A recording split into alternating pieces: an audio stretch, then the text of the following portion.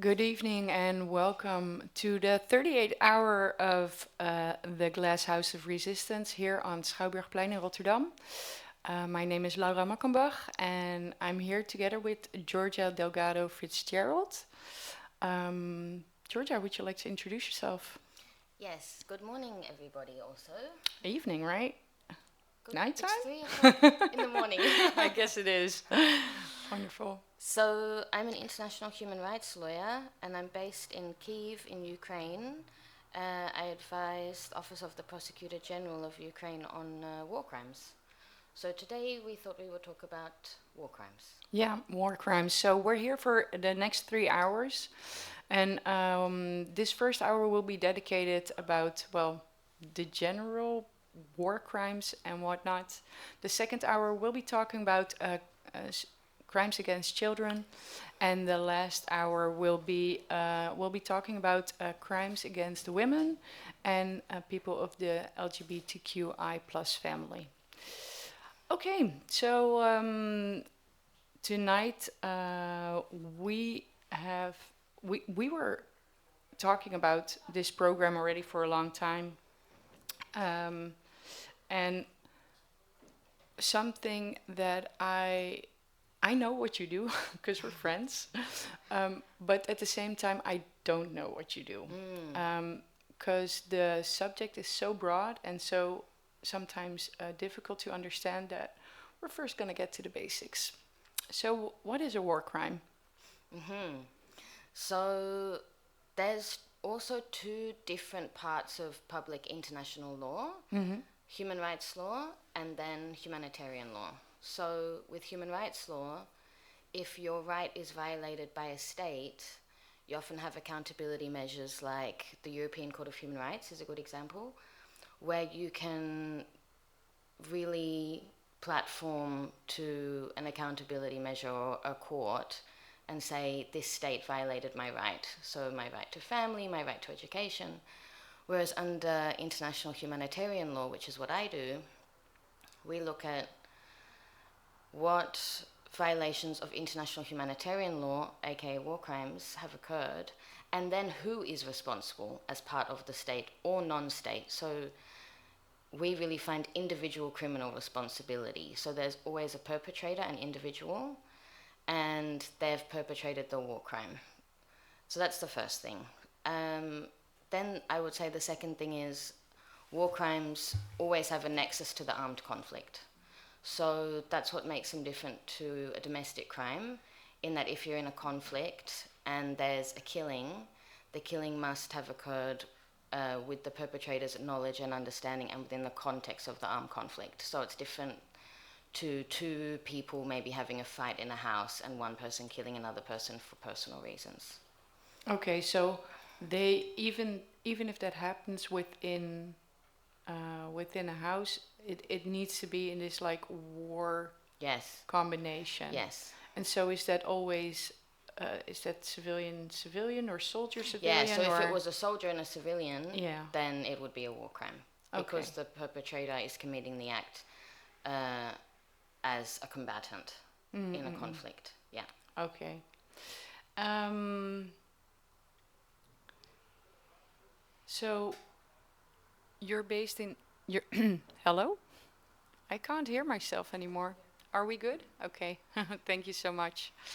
Um, so you're based in Kiev, hmm and what is happening there at the moment? In Ukraine, we've had a full-scale invasion for 4 years. Before that, there was the annexation of Crimea in 2014, and then conflict in Donetsk and Luhansk since 2016. Um, Ukraine was invaded by Russia with the full scale 2022. So, what is happening now is that when I'm living in Kiev, we're living under bombardment, missile, and drone strikes regularly. And I would say that the way that the conflict has been really misunderstood in terms of the imperial nature of it is that the Russian Empire is taking back as much land as possible from their Russian empirical dreams. So that's what's happening in Ukraine at the moment. Yeah, because we are talking about imperialism, Exactly. and could you explain that to somebody who does not know what that is? Mm, yeah, I think that the Russian colonial framework actually diverges quite a bit from what, like the classical overseas transatlantic European colonialism. Because the Russian metropole sort of reproduces this expansionism um, over territories and against groups that are really constructed as socially inferior compared to the Russian identity. Mm-hmm. And there's been quite a few Ukrainian anti-colonial scholars that have been arguing for a very long time that Russian rule over Ukraine and the Russian invasion of Ukraine really follows the logic of a settler empire that really denies the colonized group's separate identity. And I think this really is when you see the absorption of land, culture, denial of language, and this political subjecthood into this Russian world, this imperial Russian world. And the way that that framework plays out is so different to European colonization because I think rather than it being through this distant governance of overseas territories, it's about the expansion of the empire into what the myth or the narrative is that it's a land that already belonged to Russia for hundreds of years. Mm-hmm. Okay. Um, so when we talk about war crimes, getting back to that, so what type of war crimes are there? Yeah, this is also interesting, right? Yeah. I think every conflict, or so many conflicts see war crimes, but general war crimes are really killing, torture, pillage. What is that? Sorry. Pillage is widespread looting. Oh. So it's like theft by force. And you see it a lot in every conflict. I know there's been a lot of human rights organizations have documented it in Palestine. Israeli armed forces pillaging Palestinian homes, private homes, and people's belongings. See it a lot in Ukraine, Russian armed forces occupying people's homes, taking their things. It's an interesting, it's a more complicated war crime actually because under the Geneva Conventions, which establish what a war crime is,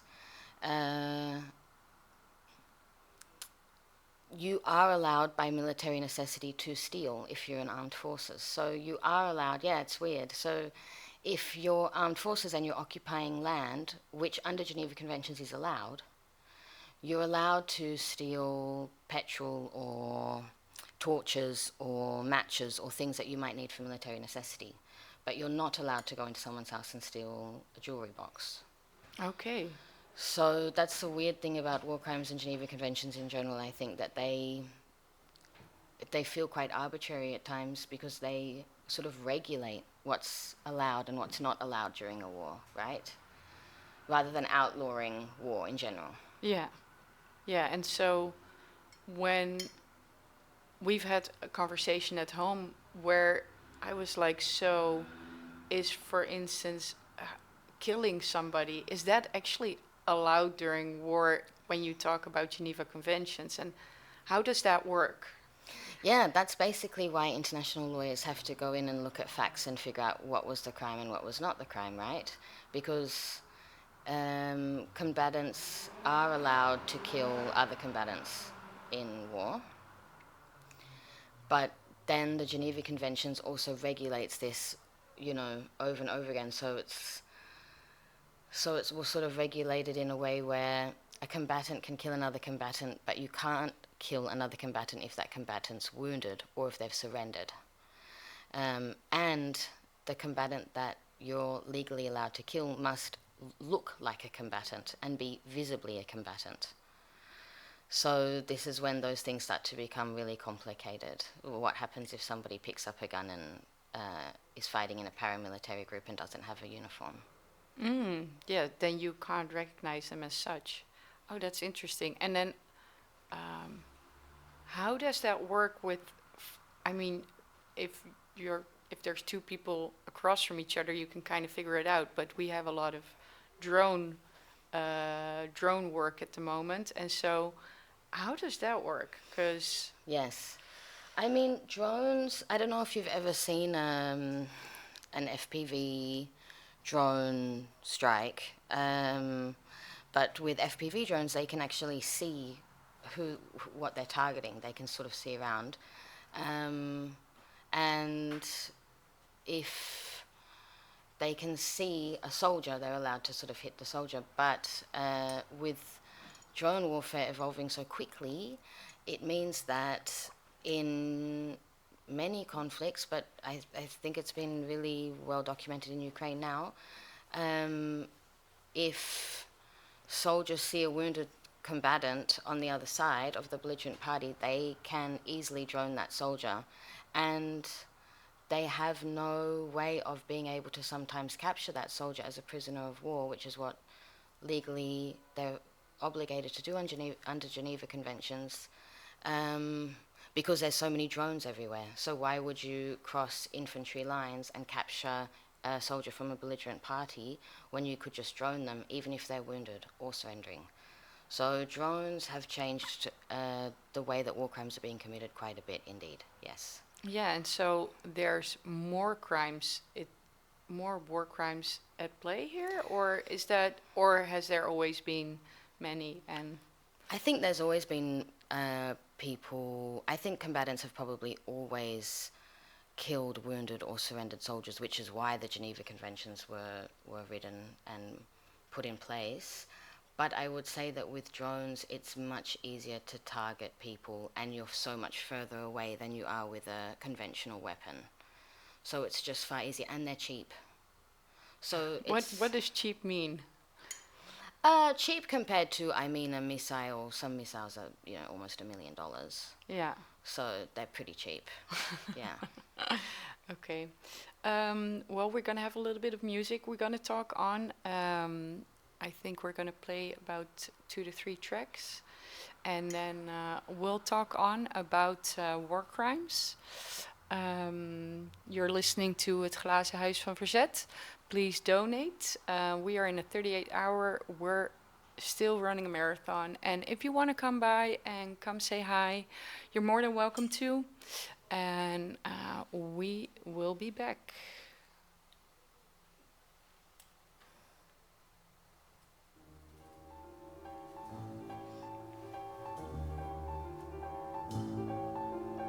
Я до тебе прийду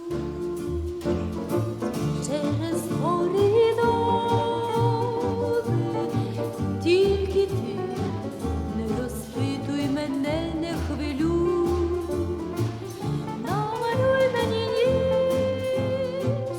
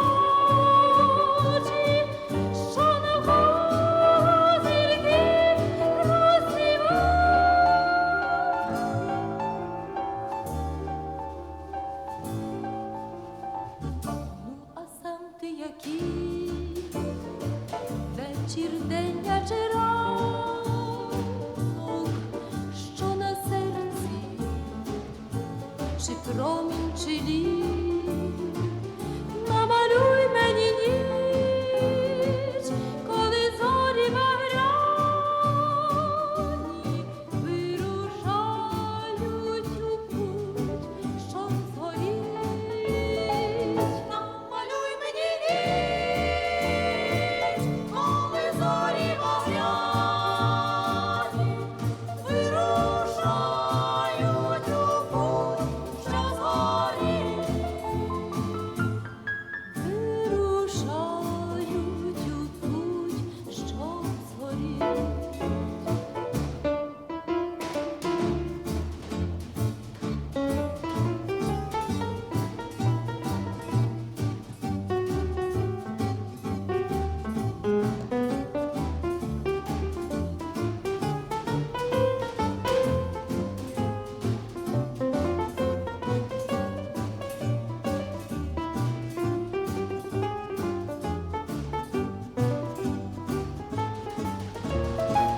Намалюй мені ніч, коли зорі багряні вирушають у путь, що згоріть. Вирушають у путь, щоб згоріть.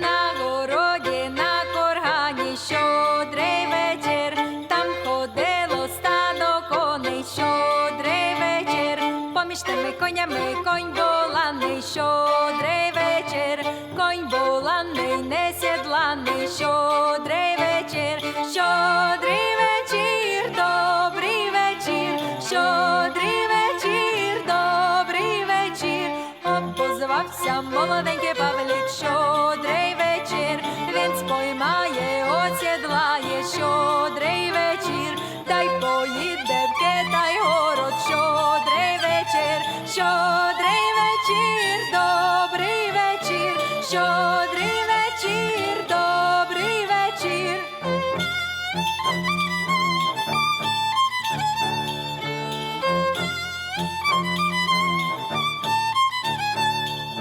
Возьме собі подружечку, щодрий вечір, батька й мати послушечку, щодрий вечір, щодрий вечір, добрий вечір, щодрий вечір, добрий вечір.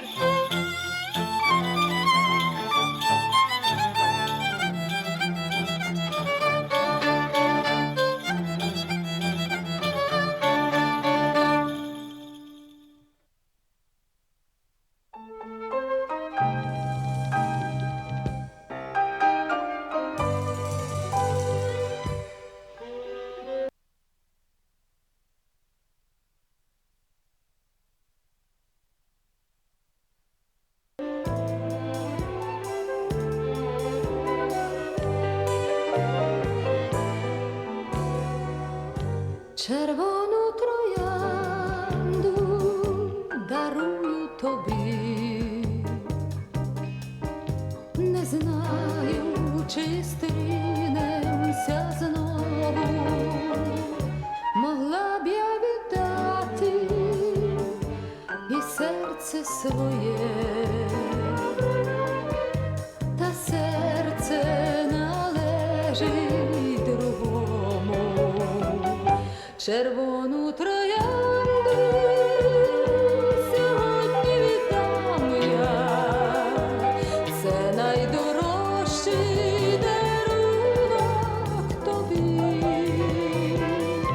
Червона троянда – це квітка кохання, це спомин про зустріч, що в серці моїм. Червону троянду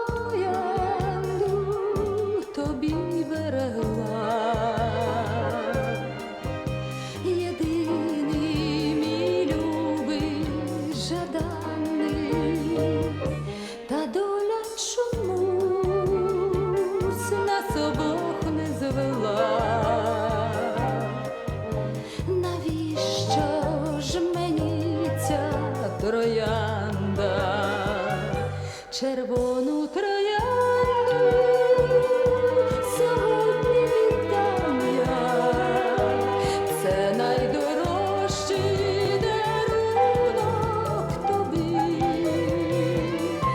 Червона троянда, це квітка кохання, це спомин про зустріч, що в серці моїм.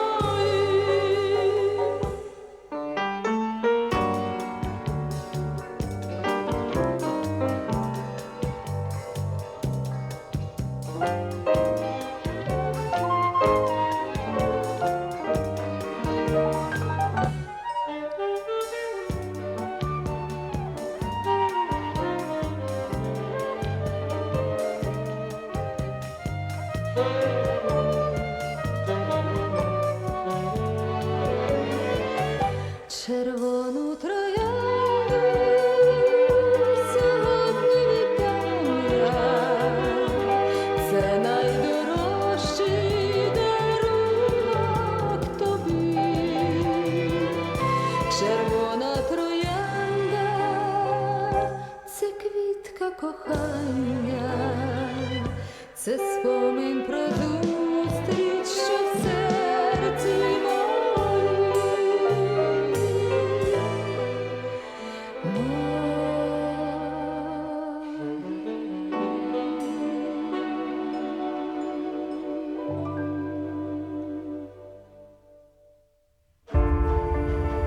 Je luistert naar het Glazen Huis van Verzet. Dit is het verhaal van Samia. Ik ben geboren in Port Sudan. Ik ben 42 jaar oud. Na mijn huwelijk ben ik naar de stad Abiad in Noord-Kordofan verhuisd. En daar heb ik gewoond tot het begin van de oorlog. Voor 15 april was het leven normaal. We hadden nooit gedacht dat zoiets zou gebeuren. We voelden ons veilig en geborgen. De oorlog begon in de wijk Matar. We zagen mensen naar het zuiden trekken. Toen hoorden we dat het leger en de Rapid Support Forces met elkaar in conflict waren geraakt. Toen de oorlog uitbrak, dachten we dat het een tijdelijke gebeurtenis zou zijn, die snel voorbij zou zijn.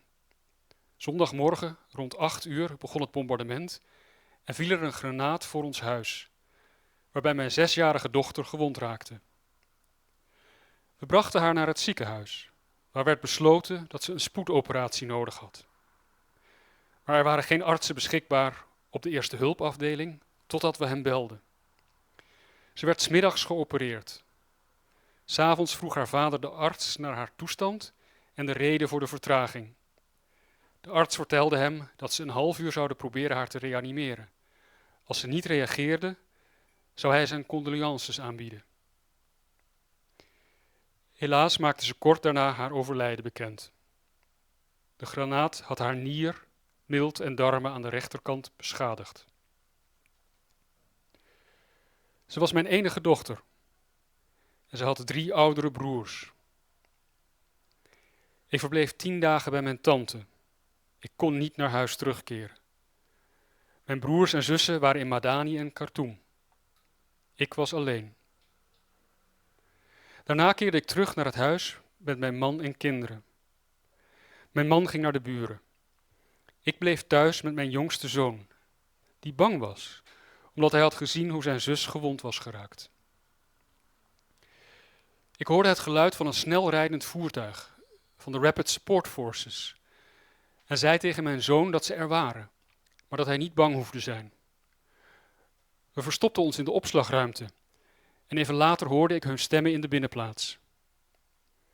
Ik sloot de deur van de opslagruimte. Ik zei tegen hem: ze zijn binnen, wees niet bang. Ze riepen me bij mijn naam, Samia. Ze wisten dat waarschijnlijk van de buren. Ik keek door het gat in de deur en zag dat ze mijn telefoon bij zich hadden. Een van hen zag onze voetafdrukken. Ze wisten dat we in de opslagruimte waren. Ze klopten op de deur van de opslagruimte en een van hen zei tegen de ander: als je niet open doet, schiet ik. Ik opende de deur. Hij sloeg me en zei: je verstopt je. Ik zei hem dat ik me niet verstopte, maar dat we bang waren voor het geluid van de kogels. Ze sloegen me opnieuw en vroegen me of mijn man samenwerkte met het leger. Ik zei nee en ze zeiden tegen mijn zoon dat hij met zijn gezicht naar de muur moest gaan staan.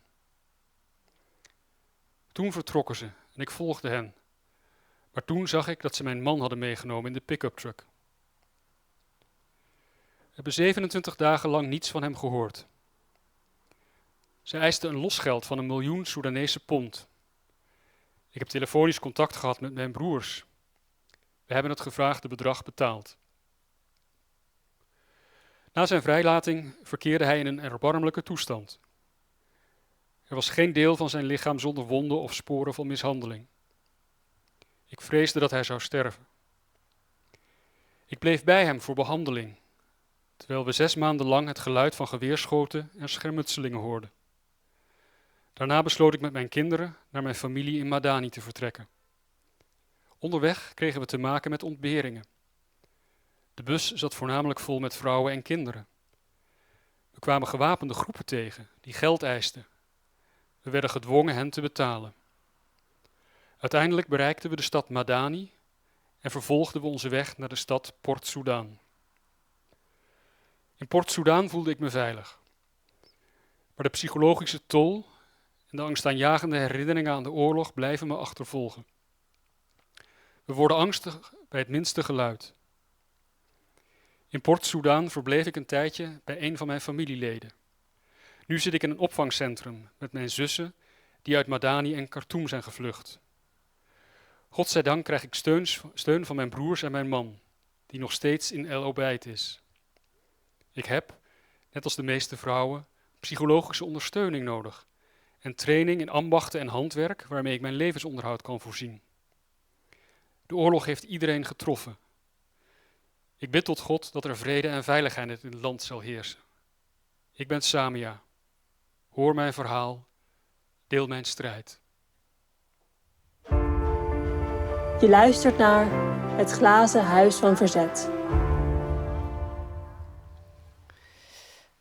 Good evening and welcome back. I'm Laura and I'm here together with Georgia, human rights lawyer, international lawyer. And so we are here in the Glass House of Resistance and please, if you can make a donation, do so. There's different charities, organizations which the money will go towards. A few of them in Palestina, so the Hope Foundation, the Charity of the Heart, and the People's Health Movement will be money going towards. So what are the similarities when we talk about conflict regions, for instance, between Ukraine and Palestine? Yeah, so it's interesting when we talk about patterns of conduct and what's happening globally in different conflicts and the similarities and the differences. So this year, there's a really good monitoring body that I would recommend everybody actually check out, ACLED. It's Armed Conflict Location Event Data. And so they map and monitor conflicts, and they, with their data this year, they said in 2025, Ukraine and Palestine were the 2 deadliest places in the world to live. So that's because being a civilian in these countries, you live under indiscriminate attacks. You have no ability to live freely without living under shelling. And so there's a shared architecture of harm there, where I think one of the interesting,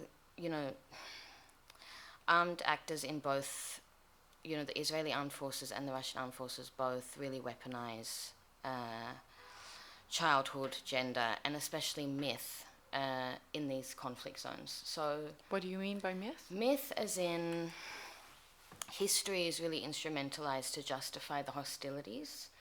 And I think that leadership, Russian leadership, denies the right of Ukraine to exist as an independent state.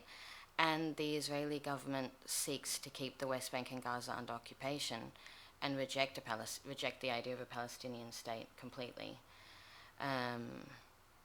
So both of these countries have been invaded and occupied many times by the aggressor state and experienced an extreme dehumanization of civilians and a proliferation of war crimes because of this dehumanization.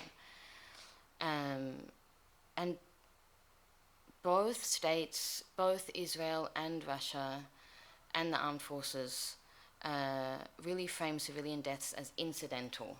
You really see this quite a bit, like this incidental was an accident. And there's just multiple reports documenting that attacks were war crimes and the weapons that were used were not discriminate enough. They're indiscriminate weapons. There was also a great report that came out in September this year with the UNHCR that was a legal analysis of the Genocide Convention in Palestine. So one of the things that I would say is different is the reproductive violence that's happening in Palestine. One of the really disturbing findings that the UN had was that reproductive violence in Palestine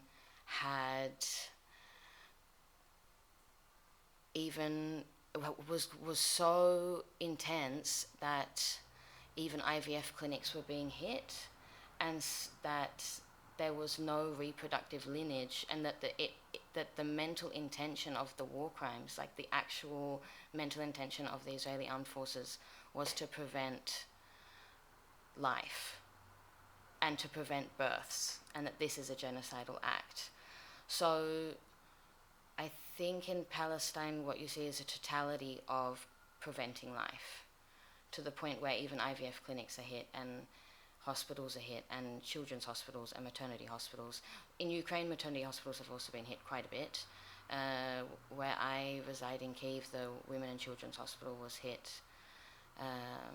Multiple people died, and it was with a very pointed missile that really was on its way. Very much targeted. Yes, it was very targeted. But in Palestine, the reproductive violence is a really, it's just such an intentional and systematic war crime. And the fact that maternal health facilities in Gaza ceased to exist really demonstrated that the Israeli armed forces were actively trying to prevent birth and life. Yeah, so is there other similarities that you would see within your line of work? In terms of war crimes? Yeah. Yeah. Actually, when we were talking about pillage, that's a big one. So. But that's something that happens in many conflict regions. Yes, exactly. Yes. I think in Ukraine, there's quite a bit of pillage and the stealing of cultural objects. So in southern Ukraine, in Kherson, which was occupied in 2022 and de-occupied, there was the theft of so much art, and the Russian armed forces were taking it back to Russia and putting it on display as Russian. So you see this kind of cultural, this imperial mindset. It's like rewriting of narrative. Yes, totally. Yeah, absolutely. And in Palestine, and so in Palestine you also have pillage in a very similar way that you see in Ukraine, in terms of armed forces going into homes and occupying homes. This is one thing that is very... it's a standard operating procedure, basically, of both armed forces, I would say. In Palestine, that's been happening for a very long time with pillage. I would say one of the differences is that Israeli armed forces were even stealing from people at checkpoints. So checkpoints are always a flag for me in terms of when you're investigating or looking at war crimes, because checkpoints are often where discriminatory behaviour starts. And in Palestine, with checkpoints, Israeli armed forces were stealing cash and jewelry off of civilians. But the occupation of homes is this also expansion into the occupation of the land. So Israeli armed forces are very much trained. There's also a great book that I can recommend. It's called Occupying Habits by Daniel Mann. It's about the way that Israeli armed forces are trained. And they're even trained in a room that's set up to look like a Palestinian family's home. So they're actually trained to live in this home, and if, you know, for a few days they have to basically make do in this home while they're training. And so they're even really trained to occupy Palestinians' homes, and once they're in that home, it becomes theirs. And then you see the land appropriation expansion from there. So that's the way that they can appropriate the land. So it really starts as an individual's home, and then it becomes about taking the next home and the next home and the land. And in Palestine, you also see a lot of pillage with the minerals in the Dead Sea. So they really, there's a widespread and systematic sort of approach to the taking of resources there, which in both conflicts happen. I mean, in Ukraine, that's also happening. Ukraine is a very resource-rich country. So in terms of taking the nuclear power plants or the mines, and that's maybe one of the interesting parts about Russian imperialism. They work in Sudan, the Russian armed forces work in Sudan, Libya, Mali. They'll often start off protecting a mine. Oh. Yeah, it's really interesting. So the Wagner Group, which is a paramilitary part of the Russian armed forces, it's a private military company that's funded and works for the Russian armed forces. They work in Africa, which has been argued by many post-colonial theorists as neo-colonial work. They'll start off protecting these mines for the government. So the governments, so al-Bashir in Sudan, as an example, wanted Wagner to protect their mines. And then, you know, they obviously profit off of protecting the mine and get a cut. And then they were funding and providing weapons in this horrific conflict. So that's why I've tried to really advocate for understanding the Ukrainian conflict as an imperial conflict, because it's so expansive and it's quite nefarious and a bit, there's a bit of a blind spot on it. Yeah. The way that it's working, I think, and the manifestation of it. I think in Central African Republic there were documents, it was documented that the Russian armed forces were also committing war crimes. So pillage as a war crime is this, it seems so, I mean, it's a grave breach of the Geneva Conventions. It's a serious breach, and it feels so materialistic and so unhorrifying maybe, or so unviolent, probably because it's not killing and torture, but it's a very systematic way of oppressing and subjugating people. When you take their land and you take their home, it forces mass displacement. It's one way to start the manifestation and the proliferation of other war crimes also. So it's an important one. Yeah, and so what other war crimes are out there? Yeah, it sounds like we're doing a bucket list here. It's Yeah, awful, exactly. but yeah. So I mentioned reproductive violence before, so that's, you know, that's one that's sort of actually evolved. We can talk about it later, actually. But in terms of the really common war crimes, it's really murder, torture, sexual violence, so rape, forced nudities is one that happens quite often. Forced nudities? Yeah. So forced nudity is a war crime where people are forced to be naked against their will. And it was documented and prosecuted in Rwanda, actually, when young girls were being forced to take off their clothes and parade around in front of soldiers before being raped and killed. And it's also a difficult one because, for an example, with my work, if you're looking at forced nudity of people being detained, it's quite normal before you're detained that you have to strip and change.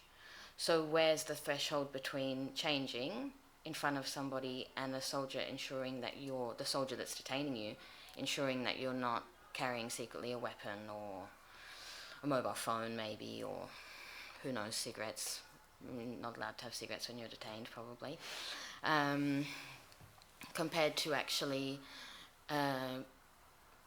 forced nudity, which includes, a humiliating and degrading treatment of the victim.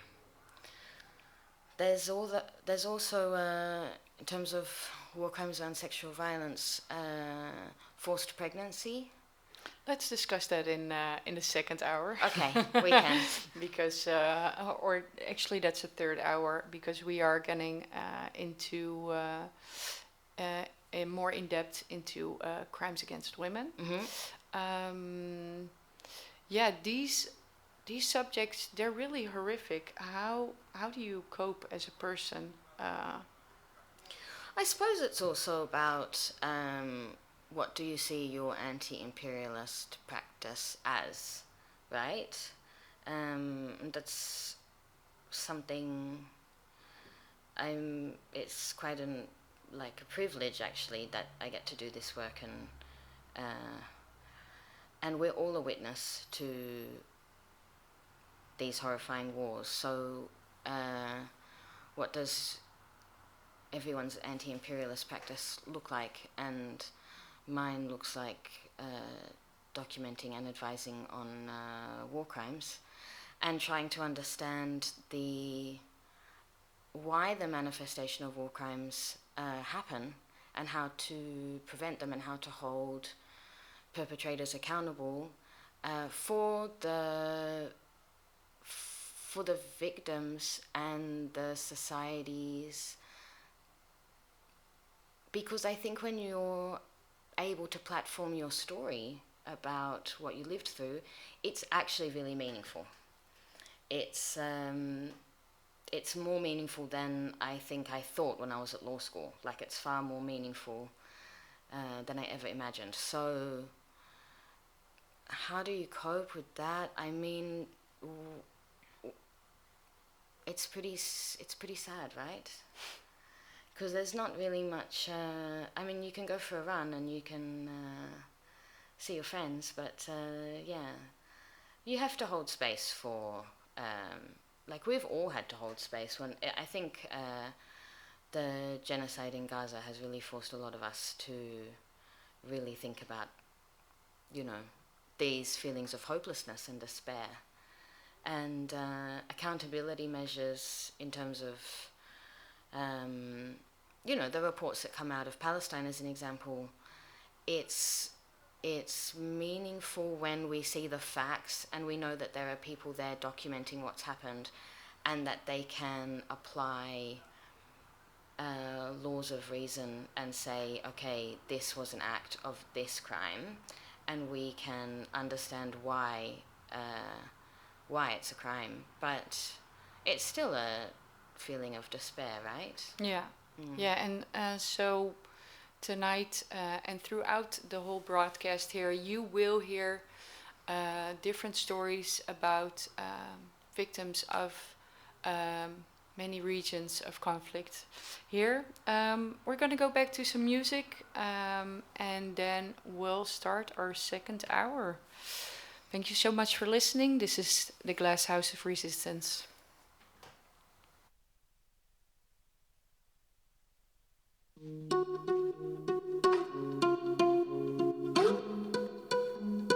Там, де світло,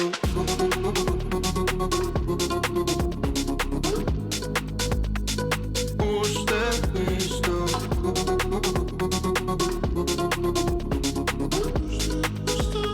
лунає пісня. Рухаєш в ритмі alright. Ти мене не забувай. Бачити ти кожен раз ти наче мій сон. Спогади вода, почуття це пісок. Так понад місто вночі, минуло на балконі розчиняється у дим. Дихати, кохати, жити, доки молодий. Чекаємо на диво там у колесі подій. З головою починається погром. Місто забуває прямо, як дарував тепло. Відчувати стало важко, треба відчувати знов. Глибоке місто спить, там, де світло.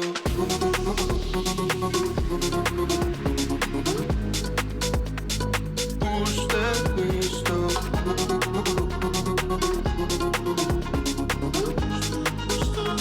Лунає пісня. Як з кордоном всі ок, рухайся без помилок. У мене по-старому маю додому через мов. Бути все нагадує про тебе навіть без думок. Я не напився, наш давість. Кулі у серце, але це не вбивство. Якщо без тебе не треба і місто. Сидиш в літак, я бачу не відкрісу.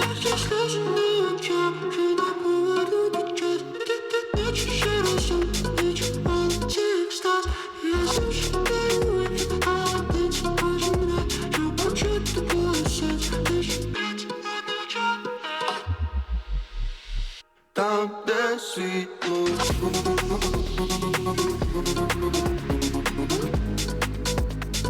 Пусте місто.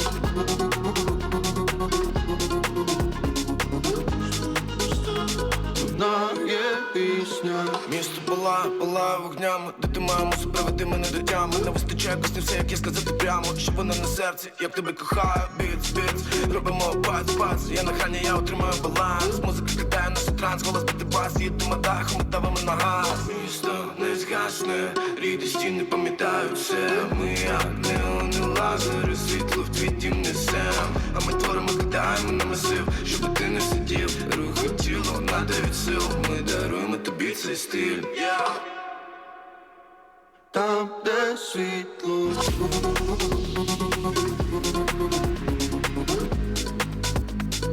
Пусте місто.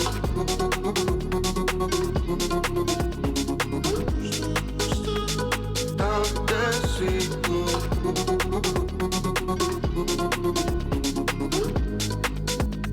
Лунає пісня.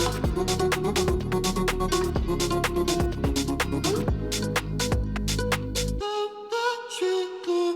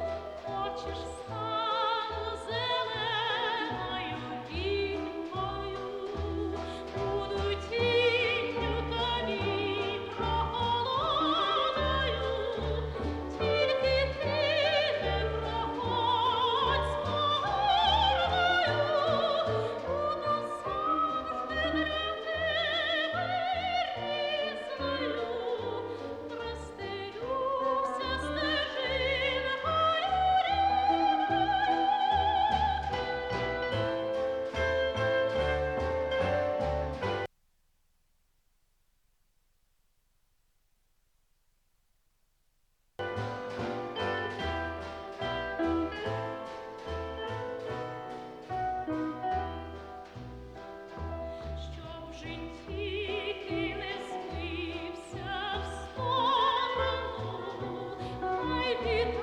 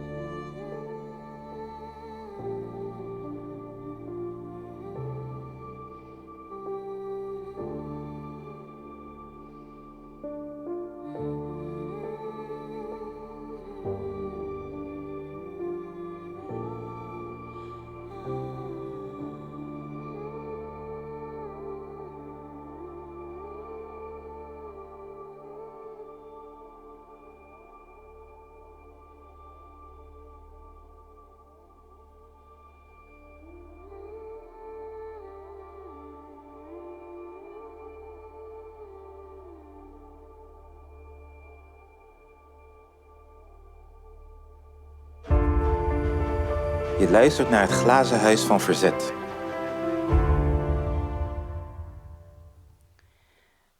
Mijn naam is Lubna Ahmed Hussein. Ik studeer architectuur en planning aan de Sudan University of Science and Technology. Ik woon in Omdurman, Salha. Momenteel werk ik als vrijwillig lerares op een school hier in Salha en studeer ik nog steeds online. Ik ben 23 jaar oud. Ik ben nooit uit Salha weggegaan. Ik heb maar 1 keer moeten verhuizen naar Al-Tharwa, Gari, gecontroleerd gebied, naar het militaire gebied om mijn examens te kunnen afleggen. Voor de oorlog woonde ik nog bij mijn familie in Salha. Studeerde ik en werkte ik als vrijwilliger op verschillende plaatsen. De oorlog heeft ons allemaal, of in ieder geval alle Soedanezen die de oorlog in Sudan hebben meegemaakt, veranderd. Ik ben volwassener en bewuster geworden. Door het verlies van dingen die ik vroeger had, zoals veiligheid en een normaal leven, en vervolgens de basisbehoeften zoals water, elektriciteit en voedsel, ben ik me bewust geworden van het belang van die basisbehoeften en heb ik mijn prioriteiten herschikt. De oorlog heeft me jaren ouder gemaakt. Voor de oorlog was ik 22 en nu voel ik me alsof ik de ervaring van een gepensioneerde met me meedraag. De oorlog heeft mijn kijk op de samenleving in Salha veranderd, omdat ik niet veel in Salha verbleef. Ik ga 's avonds naar huis. Doordat ik nu meer in Salha verblijf, heb ik verschillende mensen leren kennen, heb ik te maken met verschillende sociale klassen en ben ik dichter bij hen gekomen. Ik vond dat er veel dingen in Salha moesten veranderen, omdat de gemeenschap in Salha meer op een plattelandsgemeenschap lijkt. Ik had het gevoel dat als ik hier ben, op dit moment, in deze crisis, dan ben ik hier met een reden. Ik had ook ergens anders opgesloten kunnen zitten. Maar aangezien ik hier ben, betekent dit dat een boodschap of een doel is dat ik op dit moment moet bereiken. Dus begon ik na te denken over hoe we ons leven kunnen verbeteren. De meeste vrouwen in Salha zijn werkloos of huisvrouw. We begonnen na te denken over het creëren van een ruimte om verschillende kwesties en onderwerpen te bespreken. En de meeste mensen zitten toch thuis zonder iets te doen. We begonnen workshops over verschillende onderwerpen te organiseren en boden vrouwen ruimte om hun gedachten te delen. Daarvoor was er het idee om een school te heropenen. Het idee kwam van een vrouw met een 4-jarig kind. Ze bedacht dat als ze een normaal leven zou leiden, haar dochter nu naar de kleuterschool zou gaan. Er is geen kleuterschool, geen onderwijs, geen regering. De vrouw begon te denken dat haar dochter misschien analfabeet zou opgroeien. Als analfabeet zou opgroeien. Dus stelde zich ons jonge vrouwen voor om de leegstaande kleuterschool te gebruiken om anderen les te geven. We spraken het samen en bedachten dat de generaties die het op dat moment naar de kleuterschool zouden gaan, als analfabeet zouden opgroeien. Dus waarom niet? We begonnen met een paar leerlingen.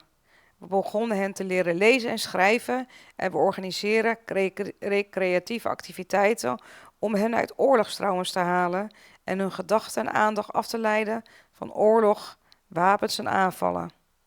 Ik begon op te merken dat de kinderen op straat in plaats van hun normale speelgoed te pakken, wapens begonnen te maken van hout of stro, wat erg gevaarlijk is. Het kwam heel vaak voor. Als terminologie werd oorlogsterminologie. Toen we de school openden, maakten we veranderingen in de houding van de kinderen. De gesprekken gingen niet meer over het spelen met wapens, maar over je huiswerk wel of niet had gemaakt. Hun ideeën werden meer in overeenstemming met hun leeftijdsgroep. We richten ons op moeders met activiteiten om hen beter in staat te stellen de huidige crisis het hoofd te bieden. Omdat deze gemeenschap, met name kinderen, harder treft.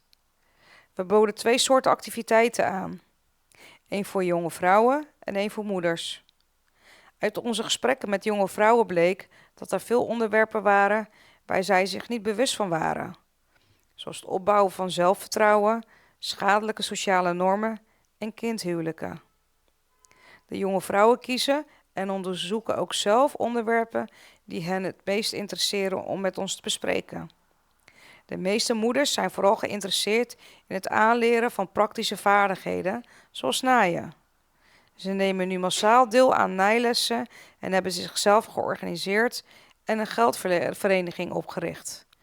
Ze gebruiken deze lessen nu om andere onderwerpen te bespreken die verband houden met adolescenten. Al deze activiteiten worden op school uitgevoerd. De school is een sociaal centrum geworden waar we verschillende activiteiten organiseren. Elke maand organiseren we een dag waarop we alle ouders van de kinderen uitnodigen en toneelstukken opvoeren over verschillende onderwerpen. Soms organiseren we kunstgalerijen waar we de kinderen leren lezen, hoe ze wat in de les hebben geleerd in de praktijk kunnen toepassen. We organiseren ook regelmatig psychologische ondersteuningssessies onder leiding van mijn zus Lemia. Ze heeft psychologie gestudeerd. Momenteel zijn we ook van plan om een sessie voor adolescenten te organiseren. Een van de dagen was ook gewijd aan een traditionele dag om de verschillende culturen van Sudan te laten zien en de sociale cohesie te versterken. De leerlingen en wij, de leerkrachten, namen deel aan het evenement en verdeelden ons in 4 groepen.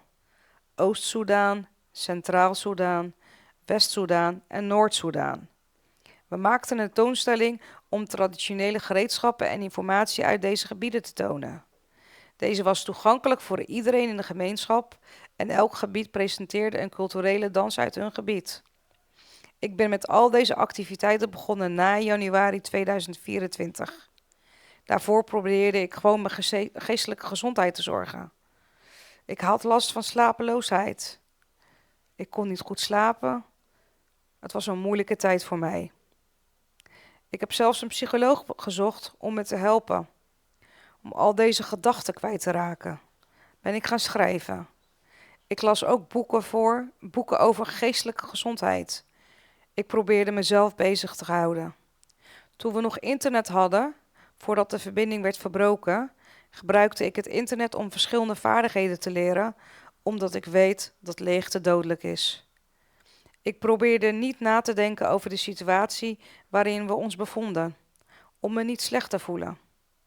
Ik probeerde Spaans te leren en mijn Engels te verbeteren. Ik las ook over mijn studie ingenieurswetenschappen. Toen ik met deze activiteiten begon, kreeg ik het gevoel dat het leven zin en betekenis had en dat ik invloed kon uitoefenen op het leven van anderen. Dit gevoel van zinsgeving stelde me in staat om moeilijke tijden in Salha, waar meerdere keren per dag werd gestaakt, het hoofd te bieden.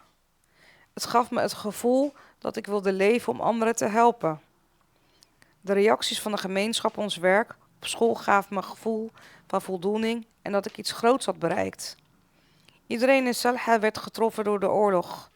We werden productiever en probeerden onze eigen boerderijen een zeep te maken.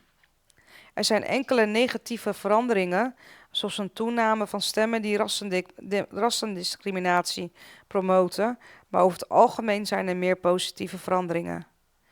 Het enige wat we willen, als de oorlog voorbij is productiever zijn dan nu. Ik maak momenteel deel uit van een project genaamd Houema Meyeria, dat tot doel heeft anderen te informeren over de Soedanese architectuur. We proberen het eerste Soedanese architectuurtijdschrift op te richten om mensen over architectuur te informeren. Het laatste wat ik wil zeggen is dat alle Soedanezen behulpzamer zijn geworden. Als we het gevoel van een land kwijtraken, begrijpen we hoe belangrijk het is om een plek te hebben waar we thuis horen. We hebben veel energie om te helpen, te bouwen en het beste te geven in onze rollen. We hebben onze capaciteit ontdekt. Ik ben blij dat we in deze huidige crisis mooie dingen hebben kunnen creëren.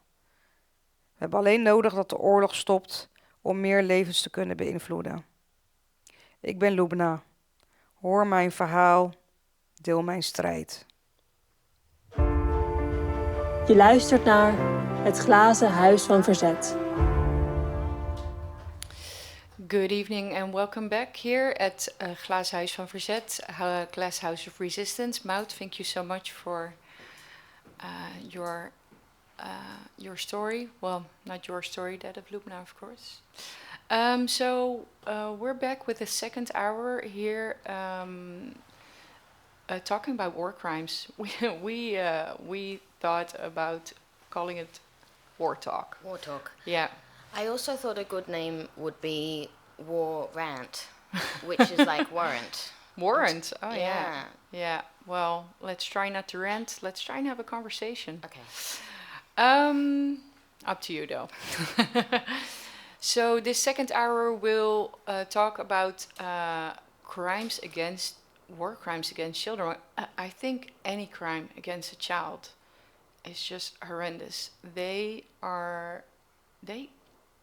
can't do anything. And so what would make a crime against children a war crime? Or Also, I work specifically on war crimes affecting children at the moment, which maybe we forgot to mention. yeah, Probably, maybe. but that's okay. It was 3 o'clock. I mean, your specialization previously was with femicide, and currently you are working in Kiev for an organization that monitors war crimes, and your specialization is crimes against children since a while now. Yeah. Yeah. So when crimes against children occur, I mean, in conflict, perpetrators often exploit gender, age, and any kind of intersectional vulnerability people have. Like the more intersectional your identity is, the more vulnerable you are in a conflict to experiencing war crimes. And I think often in a lot of the conflicts we've seen, Palestine, Sudan, Ukraine, social roles are also exploited, to also dominate the society and dominate the civilians in occupied territory.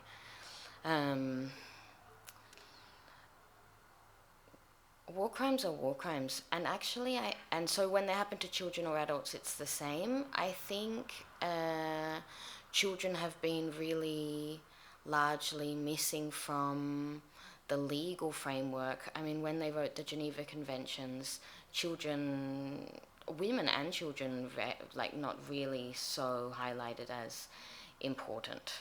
There's not any specific crimes. So their vulnerability has never been, it was never really highlighted in legal frameworks, actually. And so that's in the current frameworks that are in place. Is there any legislation? Is there any change in this? Is there anything?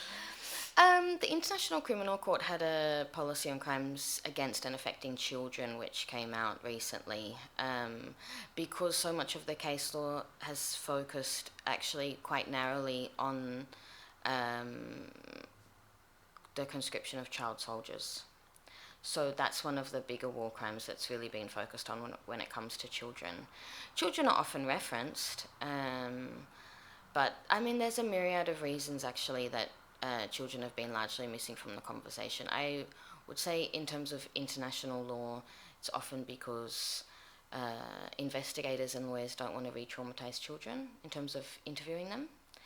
And because it's difficult, or what? Yeah, and I think they don't feel always so comfortable knowing that they're not re-traumatizing children. They don't have the tools specifically for children.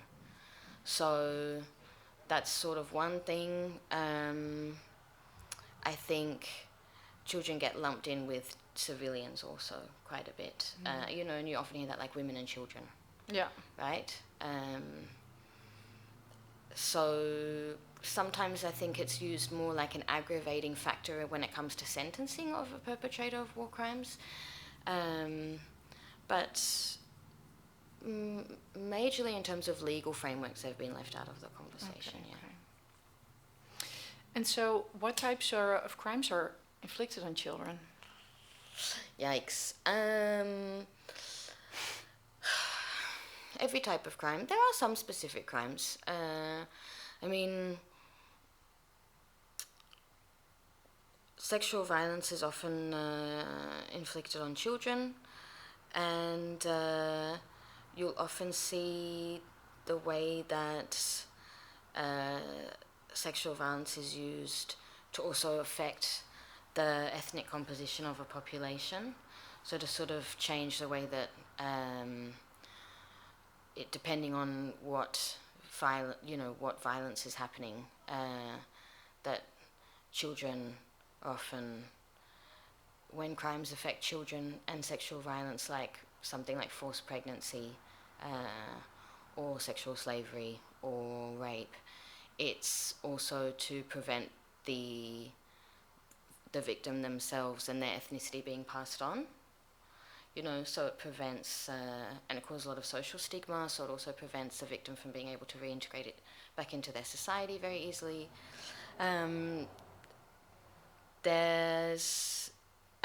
Recently in Ukraine, one of the biggest crimes we've seen is the unlawful deportation or transfer or abduction of Ukrainian children in occupied territory, and they've been sent to Russia or Belarus or to Crimea. And when an occupying power removes a child from their cultural home and from their family, then the crime also starts to destroy the cultural continuity of the child's life, right?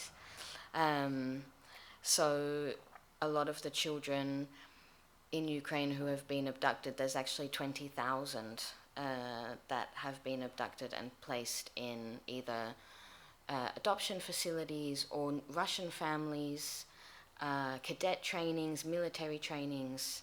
You really see the authorities have imposed language, culture, and a Russified education system on these children. And the militarization of children in Ukraine, the cadet schools, the military camps, really terrifying, because these children have been abducted from their families and they're put in Russian schools and told that they're Russian and that the Russians have saved them, and they never see their families again, and they've gone missing. So that's one crime that's happening specifically there against children that's quite disturbing. The conscription and the enlisting of children into armed forces is a big one that specifically happens to children, actually, in terms of a war crime. Those are creating child soldiers. Exactly. Then. Yeah, child soldiers. And that's also something that actually changes on gender lines, because that's something that predominantly happens to boys. So it's a war crime when you're under 15 to be enlisted as a combatant, because you don't have the consent to sign up to the military. And you do after 16, I guess. Under the Geneva Conventions, it depends what some domestic jurisdictions have implemented war crimes differently, and say under 18, which is great and a bit more progressive. But it really changes on gender, because boys can be targeted during armed conflict for future combatants, and then girls will be also abducted, but they'll become more like cooks or the wives of combatants, and are more exposed to the possibility of sexual abuse and sexual slavery. So when you see the conscription of children into armed forces, you see the way that gender lines really affect the manifestation of war crimes on boys and girls differently. And then a big one is actually attacks on education also. It's a big war crime. What does that look like? It really depends. I mean, of course it involves like kinetic bombardments on schools. So in Ukraine you have a lot of military occupation of schools, actually. The Russian armed forces military, like, they occupy schools and shoot up schools and bomb schools. And in Sudan there was also quite a bit of fighting between the RSF and SAF, and they were sort of fighting and bombing schools also which obviously prevents children from being able to go to school.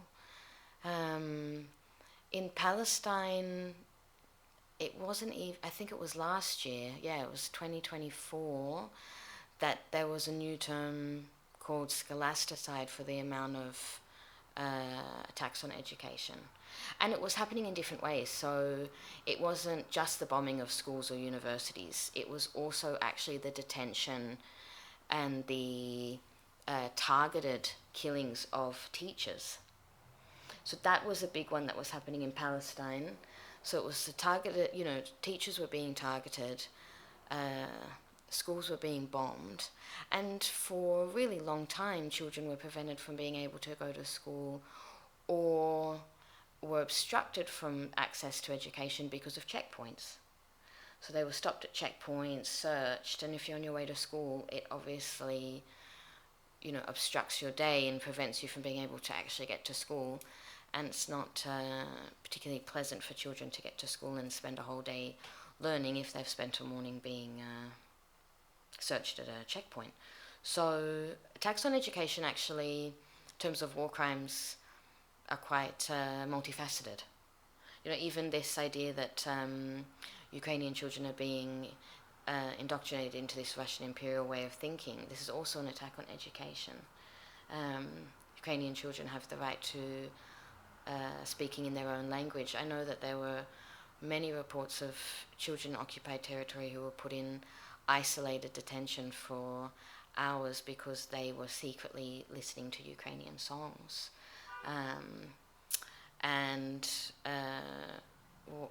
Taking down Russian flags and then being told, I could send you off to an adoption center and you'll never see your family ever again, you'll live in Russia. So, in Gaza, I think last year at that point, the statistic was something like 95% of schools are non-operable, like they're not operating, and cannot operate. So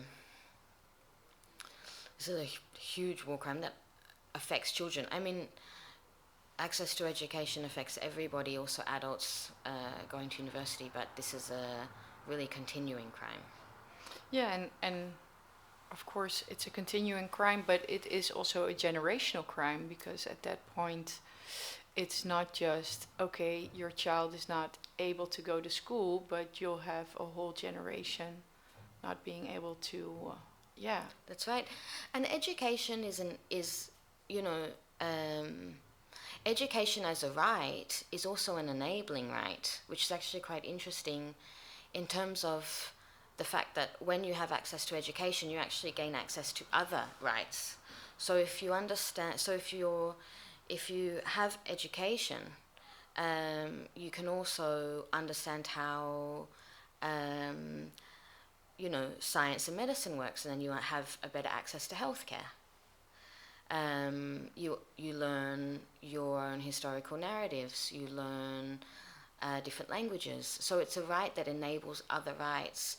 And in conflict zones, it's often girls who suffer quite a bit with the lack of access to education. In Afghanistan, that was a major problem, still is, that girls don't have access to education. And in conflict zones in general, it's really hard to... I remember reading a story of a family in Yemen where a father had put his son on the school bus, and then the bus was hit, and all of the children died, and his son became disabled. And this also prevents the family from wanting to put their child back on a school bus, even if you survive an attack like that. And conflict in general affects the access to education, because children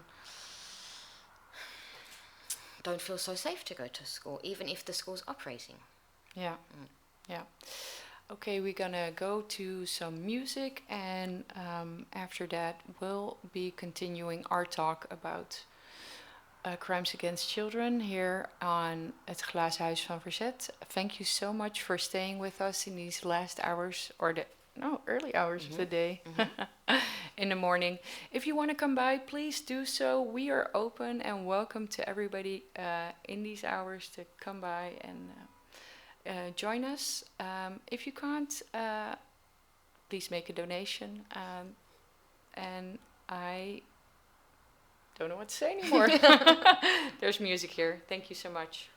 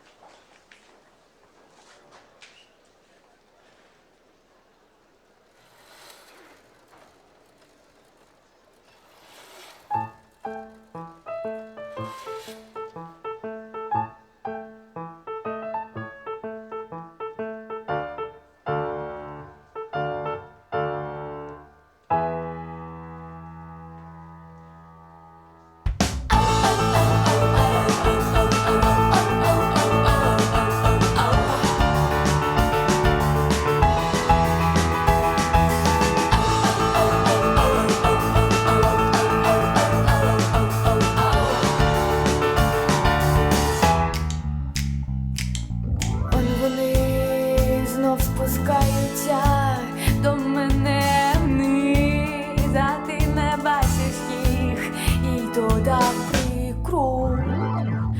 Вони до мене граються та звуть у лісі, я втечу туди, ти мене викрив. Ну то спробуй зрозумій, божевільний мозок мій кричала, Боже, поможи, поможи. Годі говорити про того, кого нема, годі говорити про того, кого нема, годі говорити про того, кого нема, того, кого нема, більше нема. Говорити про того, кого нема, говорити про того, кого нема, годі говорити про того, кого нема, того, кого нема.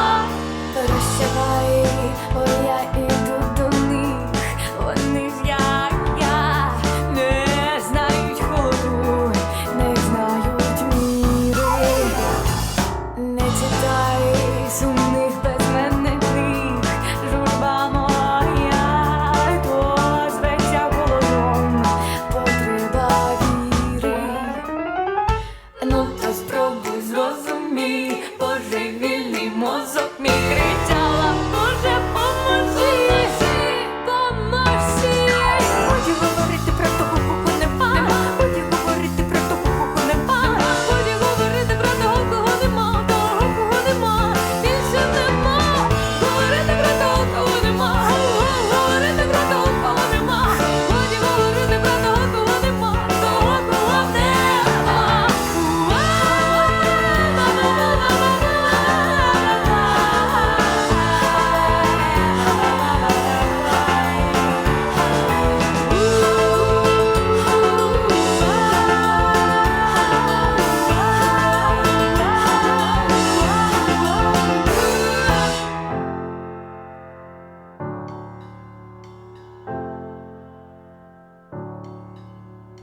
Не довіряй болю, не довіряй сльозам.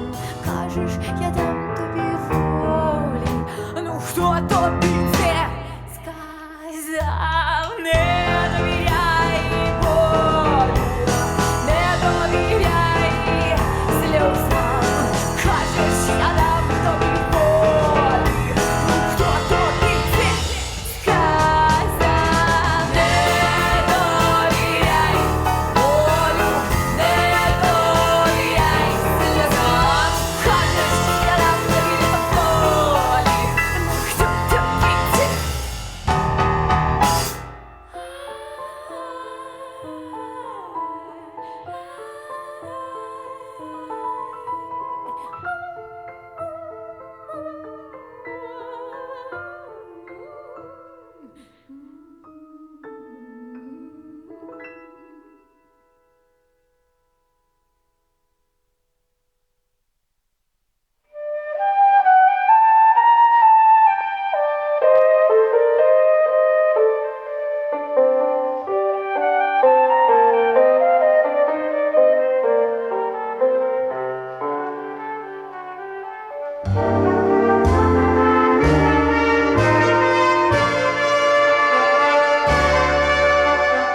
А на нашій вулиці зацвіли каштани, ми давно чекали їх, ось вони над нами, вітер ніжно гладить, їх голівки білі, вечір тихо гасить, їхні очі милі. Давай, друже, підемо у нічну годину і свічки запалимо, хай горять до днини, там органи ночі вже співать почали, там дзвенять над нами зоряні хорали.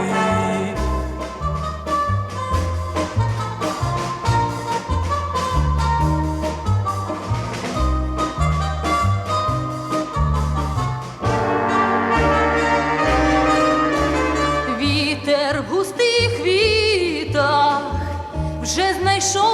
спокій, він свічки хитає на кроні високій, спогади бажання, квіти чекання будуть під каштанами, з нами до світання, з нами до світання, з нами до світання.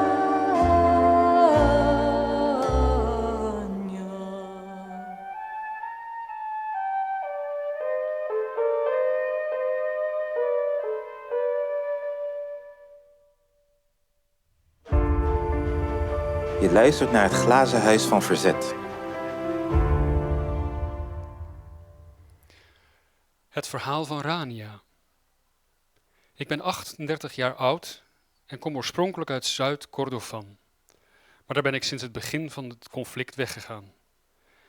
Ik werk als humanitair hulpverlener bij een internationale niet-gouvernementele organisatie en woon nu samen met mijn 4 kinderen als vluchteling in Oeganda.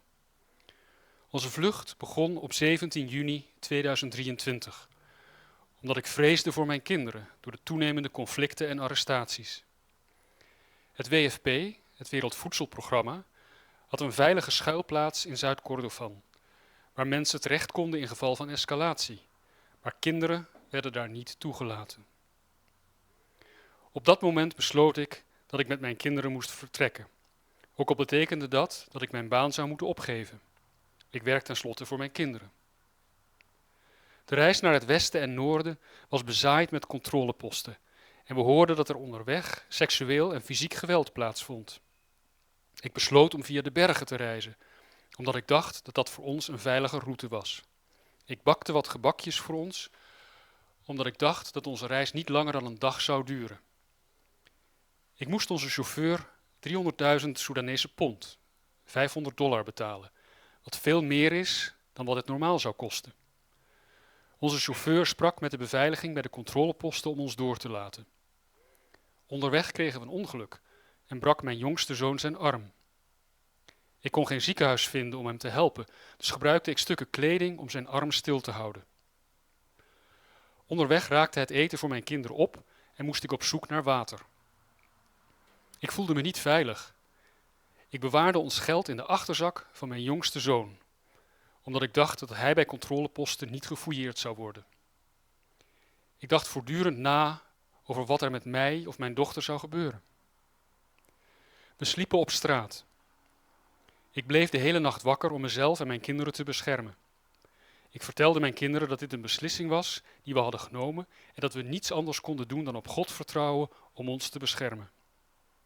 De reis was erg beangstigend. Bij onze eerste stop in het bergachtige gebied leerden we hoe we ons in smalle tunnels konden verstoppen om ons te beschermen tegen de luchtaanvallen. Het was de eerste keer dat ik getuige was van luchtaanvallen. Een man die we onderweg ontmoetten liet mijn kinderen zien hoe ze zich zo goed mogelijk in de tunnels konden verstoppen om veilig te blijven. We reisden 5 dagen lang tot we een dorp bereikten, waar we werden opgehaald door een vrachtwagen van een humanitaire NGO die ons naar Haban bracht, waar we tot september verbleven. Daarna zette ik mijn reis met mijn kinderen voort tot we Kampala in Oeganda bereikten, omdat ik dacht dat ik mijn werk daar zou kunnen doen. Het was een moeilijke reis, maar ik ben God dankbaar omdat onze situatie veel beter is dan die van anderen. Ik verbleef een tijdje in een vluchtelingenkamp. Dat bood ons geen passend onderdak en de tenten konden ons niet tegen de regen beschermen. Mijn kinderen werden ook vaak ziek en de gezondheidszorg was ontoereikend. Voor het conflict was ik de kostwinner en betaalde ik voor het onderwijs van onze kinderen. Zij waren voor hun levensonderhoud van mij afhankelijk. Veel Soedanese vrouwen droegen de financiële verantwoordelijkheid voor hun gezin, maar raakten die kwijt toen het geweld escaleerde. Ze verloren ook hun echtgenoten of broers en moesten verhuizen naar Oeganda, waar de kosten van levensonderhoud erg hoog zijn. In Soedan waren we niet gewend om zonder mannelijke familieleden te leven. Vrouwen dragen een zware last en durven zich niet uit te spreken. Veel vrouwen worden ook dagelijks geconfronteerd met intimidatie en chantage, waardoor ze uiterst kwetsbaar zijn geworden. Maar ze hebben niet alleen financiële steun nodig. Ze hebben ook psychologische en mentale steun nodig vanwege de druk die ze moesten doorstaan. De kinderen zijn ook agressiever geworden en ze zijn op de een of andere manier gebroken. De verhalen die ze elkaar vertellen zijn sterk veranderd. Nu praten ze over onze vlucht. Er herinneren ze zich de gevechten die ze onderweg hebben gezien. Ik ben mijn baan niet kwijtgeraakt, dus ben ik ook financieel verantwoordelijk geworden voor mijn uitgebreide familie. Ik heb een heel jaar op afstand kunnen werken. Soms vraag ik me af waarom ik deze last alleen moet dragen. Maar dan zeg ik tegen mezelf dat mijn situatie nog steeds veel beter is dan die van veel andere mensen. Maar nu wil mijn werkgever dat ik in oktober terugga naar Soedan. Ik kan in Oeganda geen baan of werkvergunning krijgen. Ik ga terug omdat ik mijn baan niet wil verliezen. Mijn leven hier is nu stabiel, maar mijn hele familie is van mij afhankelijk. Ik laat mijn kinderen en man achter, omdat ik wil dat mijn kinderen naar school gaan. Ik hoop echt dat ik een veilige plek vind om te verblijven als ik terugga. Ik hoop ook dat ik sterk genoeg ben om mijn kinderen een waardig leven te geven en een verschil te maken in het leven van andere vrouwen. Ik ben Rania. Hoor mijn verhaal. Deel mijn strijd. Je luistert naar Het Glazen Huis van Verzet. Good evening and welcome back to the Glass House of Resistance. I am Laura and I'm here this night actually with Georgia Delgado Fitzgerald, international international human rights lawyer. It is early. So we are talking about war crimes here on Schouwburgplein, Rotterdam. There's people coming by all the time, which is nice to see. If you're in the area and you want to come by, please be welcome. We have warm tea and good conversations. So we have been talking about crimes against children in conflict. Why are these children targeted in the first place?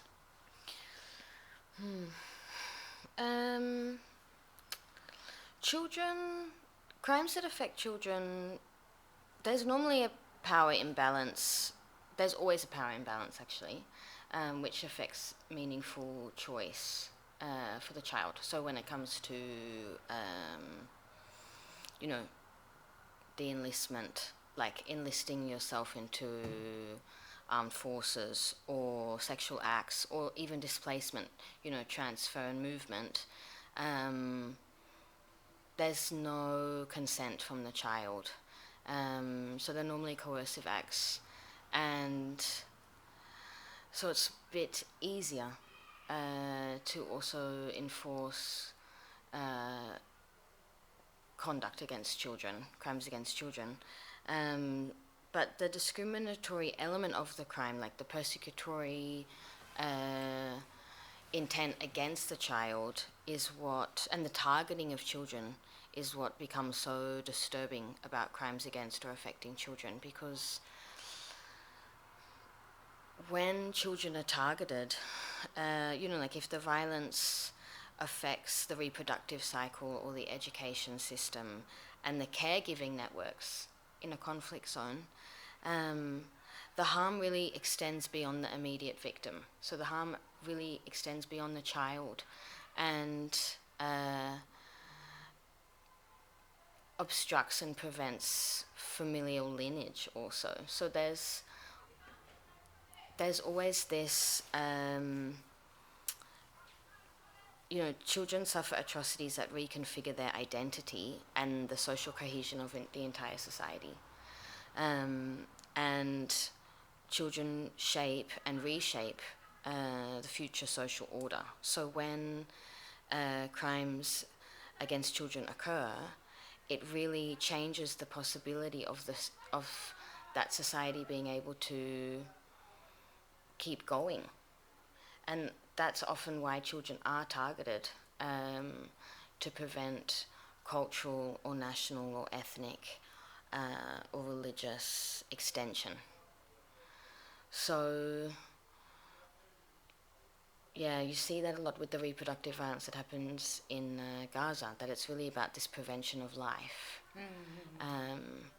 And not just life as in birth, but also life as in children being able to learn their cultural knowledge. So I think children are often targeted in a very systematic way to prevent other rights being enabled. Yeah. Yeah, so, I mean, we've already touched on the subject, but what are these long-term problems for children in these conflict regions? Psychosocial impacts on children pretty strong, in terms of long-term trauma and the genuine feeling of being unsafe, even post-conflict. Because as a child you learn that things can change very quickly, and that the world around you can break. So in terms of feeling safe and having trauma and access to psychosocial support is really limited in conflict zones. So this is one really big one, mental health.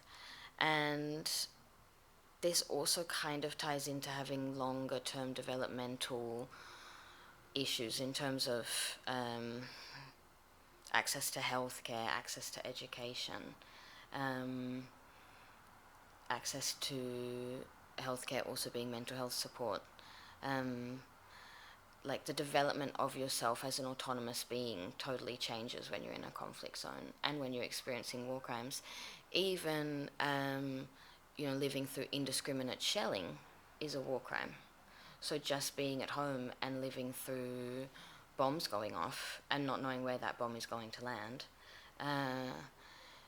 is a war crime, which then has major long-term impacts on children.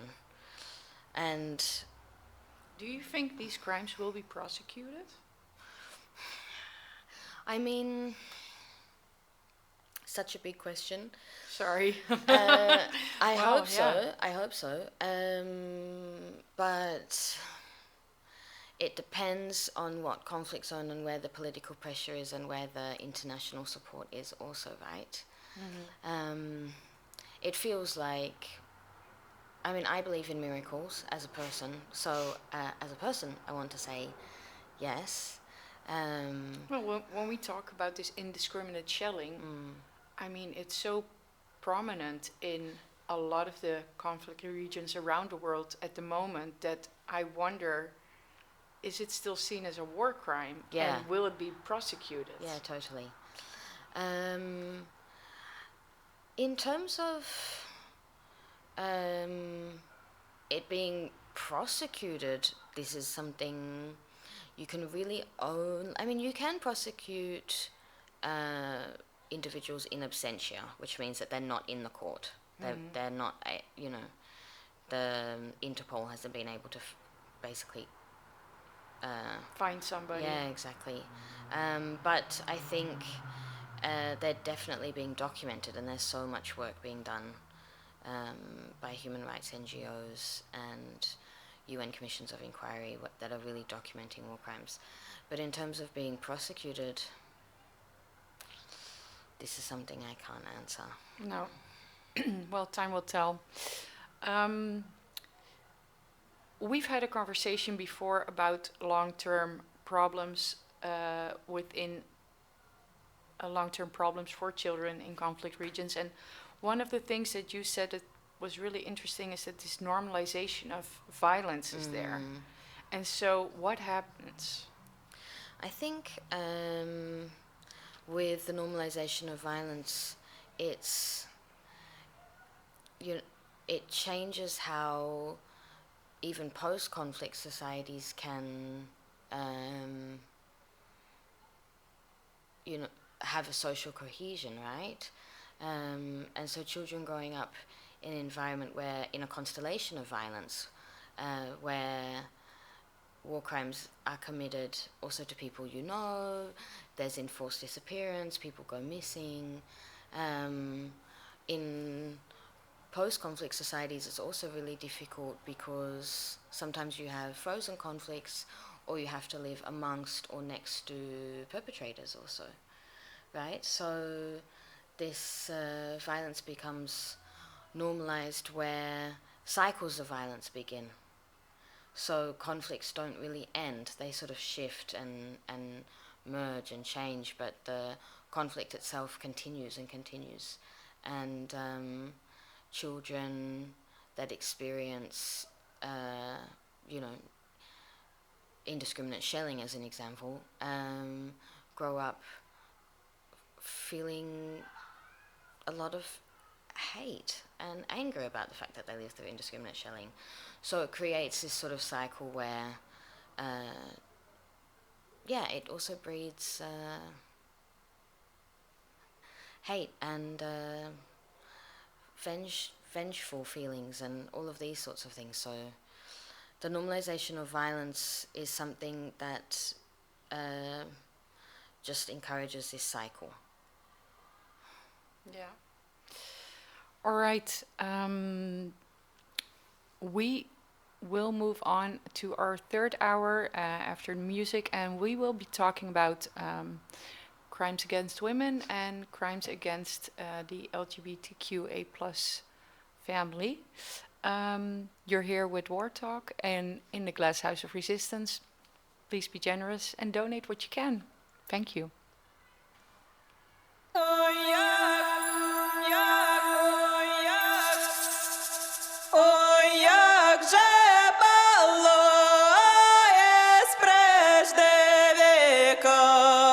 Ой, дай Бог, ой, як не було неба і землі, ой, дай Бог, а тільки було синє море, ой, дай Бог, на дома море.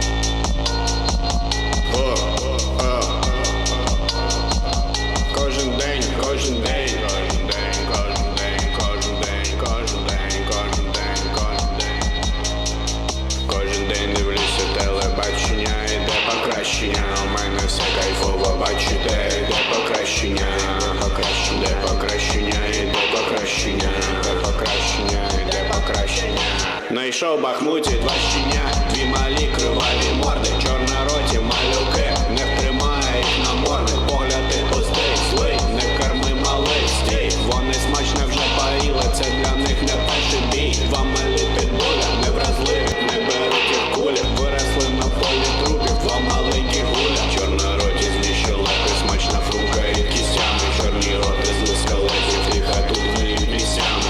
Два малі підбуля, невразливі, не беруть їх кулі, виросли на полі трупів, два маленькі гуля, чорнороті злі щелепи, смачно хрумкають кістями, чорні роти зли скелетів, тихо тут гниють місцями.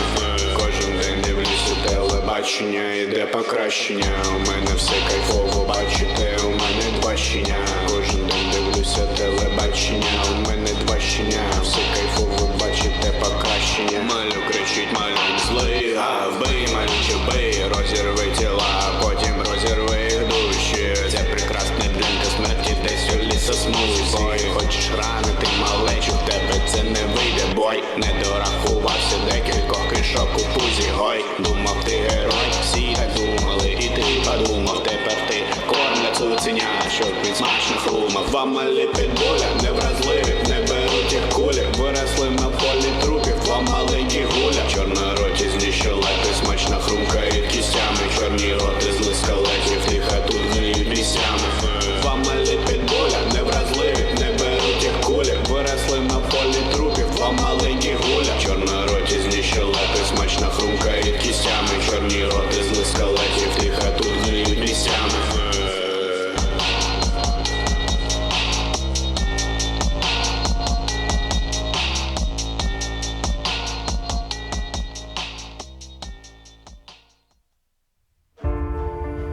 Je luistert naar Het Glazen Huis van Verzet. Het verhaal van Ikhlas. Ik ben 42 jaar oud en woonde voor het conflict in Omdurman, Khartoum. Ik ben van oorsprong landbouwingenieur, maar ik ben nu vrouwenrechtenactiviste. Sinds het conflict ben ik met mijn 2 kinderen naar het noorden verhuisd en nu wonen we in Dongola in de noordelijke staat. 10 dagen na het uitbreken van het geweld was het Eid al-Fitr en daarom besloot ik met mijn kinderen naar het noorden te reizen, waar mijn familie woont, om deze tijd met hen door te brengen. Mijn man reisde naar de staat White Nile, waar zijn familie woont. We dachten dat het slechts een tijdelijke situatie zou zijn en dat we kort daarna zouden terugkeren. Het is nu meer dan 18 maanden geleden. We hebben maar heel weinig geld en sieraden meegenomen. De mobiele netwerken waren erg zwak en het was erg moeilijk om contact te houden met de rest van de familie. Mijn kinderen missen hun vader. Hij kan niet bij ons komen omdat de reis erg lang en gevaarlijk is. Het inkomen van mijn man wordt overgemaakt naar mijn rekening en dus moet hij een tweede baan nemen om in zijn levensonderhoud te voorzien in de staat White Nile. Ik ben begonnen met humanitair en vrijwilligerswerk om mentaal en psychologisch boven de situatie uit te stijgen. Anderen helpen heeft me enorm geholpen. Mijn werk op het gebied van ontwikkeling en maatschappelijke betrokkenheid voor het conflict heeft me geholpen bij het opzetten van partnerschappen en het uitvoeren van behoefteanalyses voor effectieve maatschappelijke dienstverlening. Ik besloot dat het nodig was om een afdeling van onze NGO op te richten in de staat Noord-Soedan. We hebben nu partnerschappen met niet-gouvernementele organisaties en staatsinstellingen ter ondersteuning van ontheemde gemeenschappen uit heel Soedan die in de kampen wonen. We hebben een activiteit geleid die kinderen hielp bij het opzetten van muziek- en kunstgezelschap, waar ik erg blij mee ben. De kinderen krijgen tijd om te spelen, te eten en weer een gevoel van gemeenschap te krijgen, zodat ze beter kunnen omgaan met het trauma en de ontheemding die ze hebben meegemaakt. Andere activiteiten waar we ons mee bezighielden waren bewustmaking op het gebied van bescherming, psychologische ondersteuning, doorverwijzingen, levensonderhoud en juridische bijstand voor mensen die te maken hadden gehad met intimidatie of misbruik.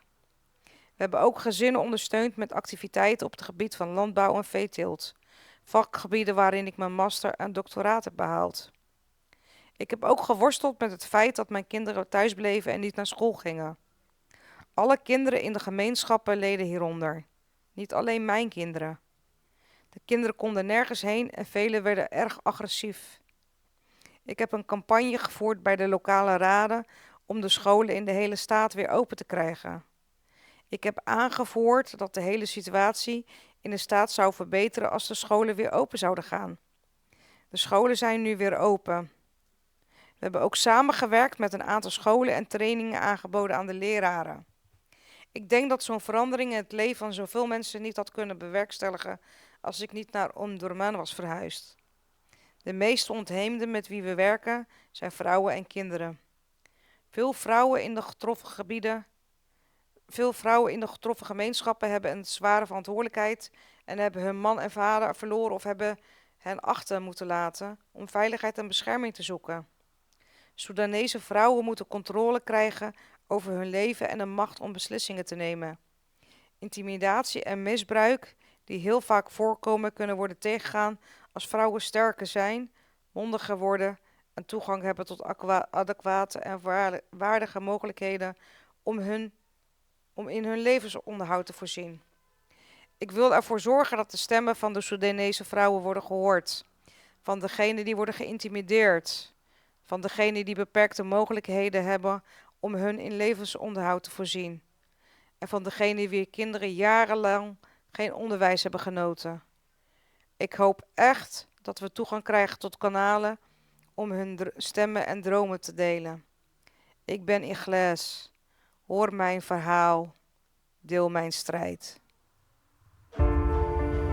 Je luistert naar Het Glazen Huis van Verzet. Good evening and good morning. Welcome back to the third hour of War Talk here in the Glass House of Resistance here on Schouwburgplein, Rotterdam.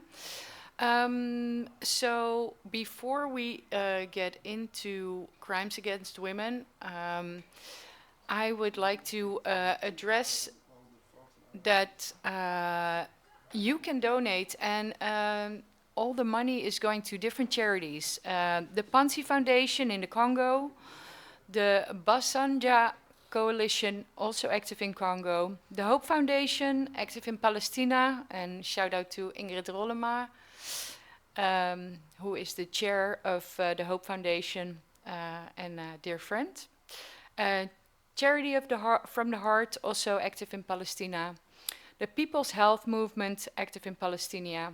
Let's Have Hope Foundation, a community kitchen in Darfur, and the Mairuno Hospital in Sudan.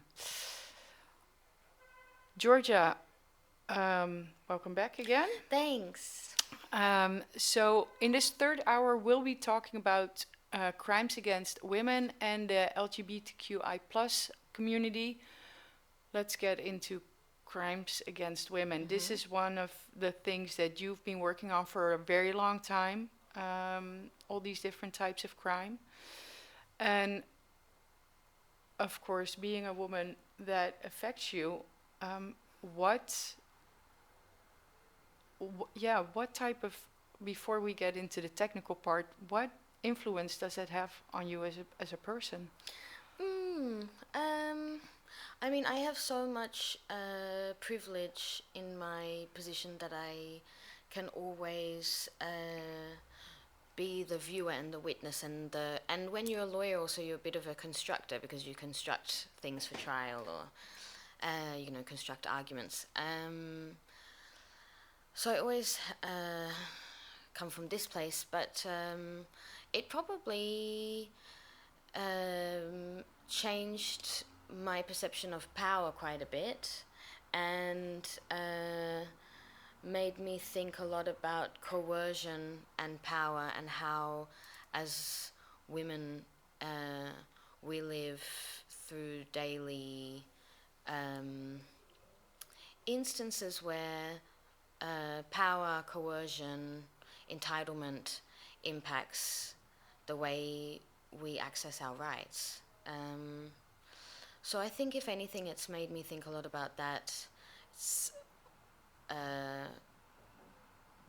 always really painful for anybody to hear excruciating stories of war crimes. Yeah. It's always excruciating. Yeah. Yeah. And so, are there specific war crimes that are only targeted to women? Yeah, there are actually. I mean, there are crimes that women experience more as well. So, when women are the primary or the intended targets of a war crime, and I spoke about this before, one of the big ones is forced pregnancy. And in the Rome Statute, which is the treaty that governs the International Criminal Court, it actually states in the element of the crime that forced pregnancy happens to a woman. Forced pregnancy can happen to anyone that can conceive, and forced pregnancy is an interesting crime because a lot of people, when you hear forced pregnancy, you think it's about forcible impregnation of somebody, but it's actually about forcing the victim to stay pregnant. So it's about unlawfully confining somebody who's pregnant and preventing the possibility of termination. So this happens to women in a lot of conflicts, often to punish women, and often to alter the ethnic composition of the demographic. So this is something that happens predominantly to women. I think sexual slavery and enforced prostitution occur almost exclusively towards women and girls. And crimes such as rape, forced marriage, that's a big one, and captivity and reproductive violence.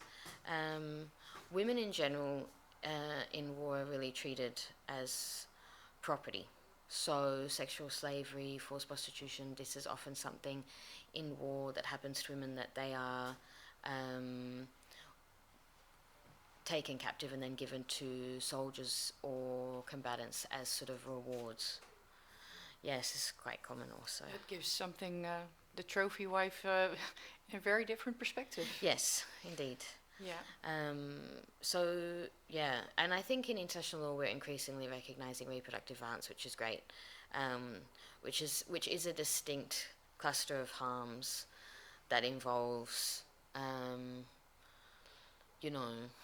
forced pregnancy, denial of access to any maternal health care, actually, is also a reproductive crime.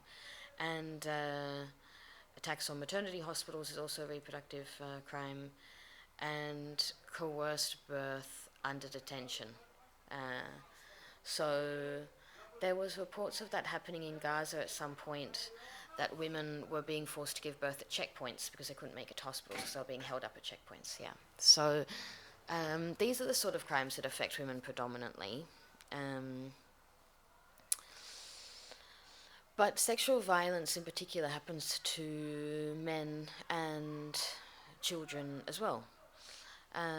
It's just that the stigma makes it more difficult for men to discuss it when they're being interviewed, or to discuss it with their families. So it's not as well documented. Mm-hmm. And what is the position of women in war? What roles do they fulfill? What does that look like? Yeah, I mean, war also doesn't place women in a single category, right? So women often play really different roles, and they're often pushed into spaces of hypervisibility when it comes to being more vulnerable to sexual violence, and also war really increases their vulnerability. So sometimes women can often even be, I think, in contradictory roles, like they're the targets of violence, and then they're also the keepers of survival. So there's sort of like, they're the economic stabilizers of the family when the man of the family has either been killed already in the war, or is of fighting, and then they're also, while they're the economic stabilizer, they're also the caregiver of the entire family and the neighborhood. They can be combatants also, and I think they're often reduced to victims alone by the media, by policy, and by the law too. But women can play so many different roles and have to play so many different roles, because there's, like, women absorb all of this violence in this war, and then at the same time have to sustain life, fight, organize, rebuild, all at the same time, while their rights are being constrained. So it's contextual depending on which conflict, but women play so many different roles in a war, and they're often really just reduced to victims, but they're so much more. Yeah, and when we talk about victims, is femicide still out there while death and murder is so everywhere within a conflict region? Yeah, and that's always an interest. I mean, femicide in conflict is often neglected because we see civilians as a group. And then we often see men as combatants. So where are the women that are sort of in that, where are we talking about women that are being killed? And femicide also as a concept is so important because it highlights how women are also targeted, but also how they're killed. So femicide, a lot of feminist legal scholars sort of talk about femicide as that it can also be a slower death, that it's not this instant killing when you're in a war zone, the way that men experience instant killings on the battlefield or in siege. Women live through so many atrocity crimes, and the lack of access to health care means that the death is often quite slow and invisible. So even though women can be really targeted, for an example, Yazidi women, or when Boko Haram was targeting women in Nigeria, there's so much femicide that happens in conflict that's so under-discussed because of the way we portray this dominant narrative of murder, which is this instant killing, but what happens because of this structural violence and the patriarchy is that women experience this extraordinarily slow death, and it's still very targeted. It's just not that sensational violence that we're used to when we talk about killings. No pointer shoot, but it's like a systematic targeting where it's, where you as a woman will die eventually. Yes. Yeah. Oh, that's, it really makes me sad. Yeah, sorry. No, this is life. And that's why we're having this conversation, because it's important to address these issues. So we've talked a little bit about the targeting of specific places like hospitals or maternity clinics, access to birth control. And so we spoke about the situation in Gaza. And so can you explain what is happening there? Yeah, I think that the report that came out, the legal analysis on the Genocide Convention, really covered, and I really recommend everybody to read it. I think I've maybe told you also to read it. I may have even texted it to you at some point. A little bit of a heavy read, though. It's a heavy read for sure. I think it's important as part of anti-imperial practice, though, to read current understandings, and when the UN and commissions of inquiry go in to conflict zones and document things, it really does illuminate what's happening, and it also illuminates how multifaceted it is, what actors are involved, how and why people are being targeted. So that's why I really recommend anybody who's listening to read this report. But so this report has some pretty distressing facts about reproductive violence, where they also found that the attacks were very systematic and very intentional, and that there were direct attacks on maternal health centers in Gaza, from memory, there was also there was a reproductive hospital in 2023, December 2023, that was under siege. I think it was almost 300 people inside, and the Israeli forces actually shot a woman inside, and there was a pregnant woman inside who was shot by a sniper. So it's pretty targeted when you're shooting a pregnant woman with a sniper. But a sniper is shooting a pregnant woman, and medical staff are also being targeted, of course, which also prevents access to healthcare. But what was interesting about that report, and extremely distressing, was it wasn't just maternity hospitals. It wasn't just hospitals that give access to pregnant women and women with babies, and women who can conceive. It also highlighted that this IVF clinic had been hit, and that this was the largest fertility center in Gaza, and that this facility had been intentionally and systematically targeted. And the Commission of Inquiry also found that by targeting this IVF center, the IDF knew that they would prevent, in part, the reproductive capacity of Palestinians, and that it was a calculated act to prevent births in Gaza. So they qualified it under the Genocide Convention and said this was an act that was conducted to destroy and prevent the births of Palestinian people. So the amount of violence is so insurmountable in Gaza, and the amount of attacks are so total. It's such a totality to the destruction. And at the same time, reproductive centers, maternity centers, are quite systematically and intentionally being targeted.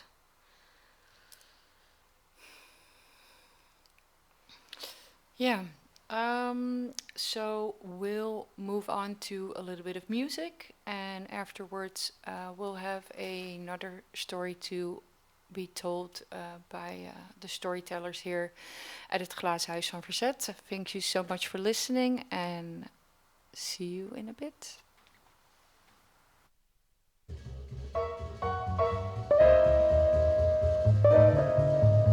На пероні, на люднім пероні, де розлуки і зустрічі плачуть, хтось розсипав троянди червоні, і, здається, ніхто їх не бачить, а троянди до людей пелюстками кричать. Ми не квіти, ми кохання, а кохання не можна топтать. В моїм серці чи біль, чи то смуток, не зустрічаєш мене ти сьогодні. Хтось дарує комусь поцілунок, а хтось топче троянди червоні. А троянди до людей пелюстками кричать. Ми не квіти, ми кохання, а кохання не можна топтать. На пероні, на тихім пероні, вже не чути далекого стуку. Хтось розсипав троянди червоні, чи то зустріч свою, чи розлуку. А троянди до людей пелюстками кричать. не квіти, ми кохання, а кохання не можна топтать.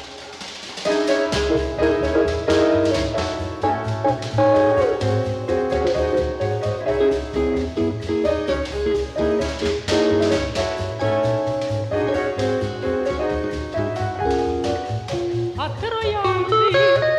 троянди до людей пелюстками кричать: ми не квіти, ми кохання, а кохання не можна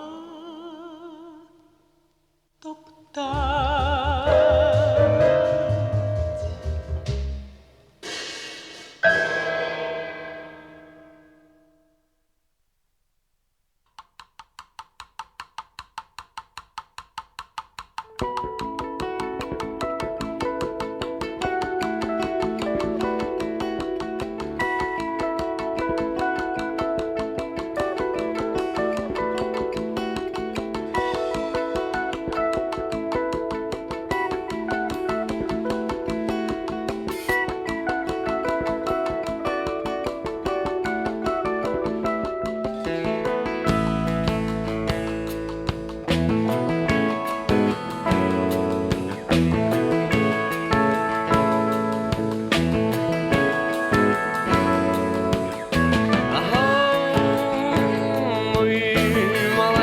Чортенята, з-під свити я вас випущу на світ, туди, де кров з любов'ю червоняться, де пристрастей і пропастей сувір, туди, де кров з любов'ю червоняться, де пристрастей пропастей сувір.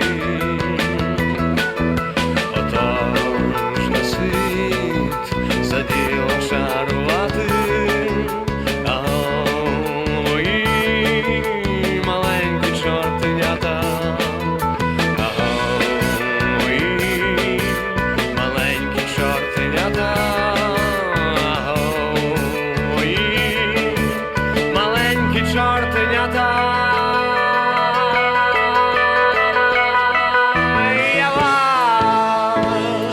Отець, тож будьте мені вірні, які невірні рими в голові.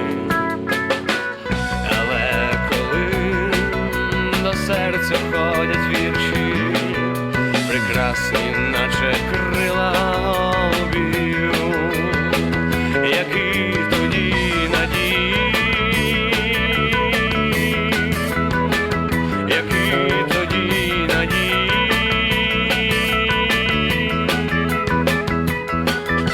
Отож на світ за діло чарувати, а мої маленькі чортенята, а мої маленькі чортенята, а мої маленькі чортенята. З риторик і поетика академій, гайда на площу, як на дно ріки, підслухані у вирі цілоденні, ті рими вчителям наперекір, у вчителів, здається, перекір, у вчителів, здається, перекір. Отож на світ за діло чарувати,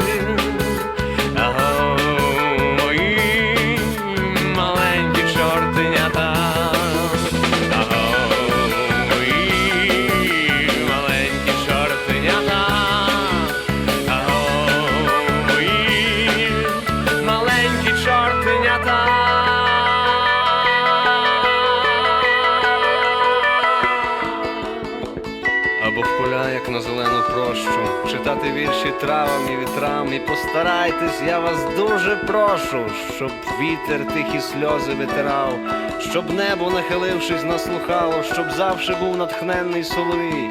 Голову здавши часові зухвалу, звірят і пастухів благословіть. Отож не світ за діло чарувати, аго, мої маленькі чортенята, аго, мої маленькі чортенята, аго, мої маленькі чортенята.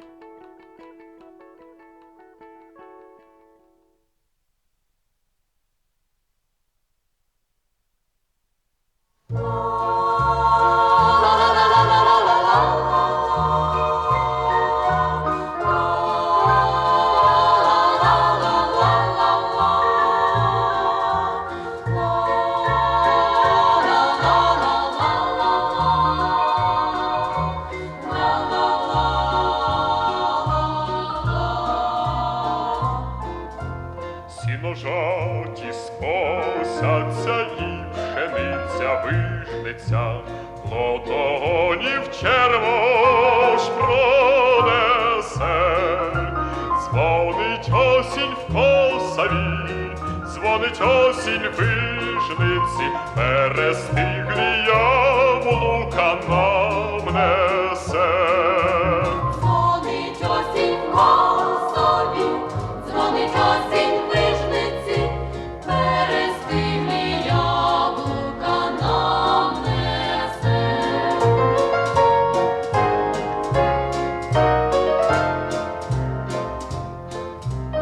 Яблунева осене, що ж ти в росах просишся, де ж ти щастя осене роздаєш?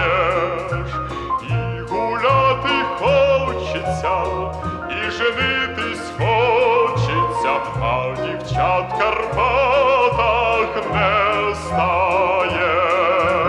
І гуляти хочеться, і женитись хочеться, а дівчат в Карпатах не стає.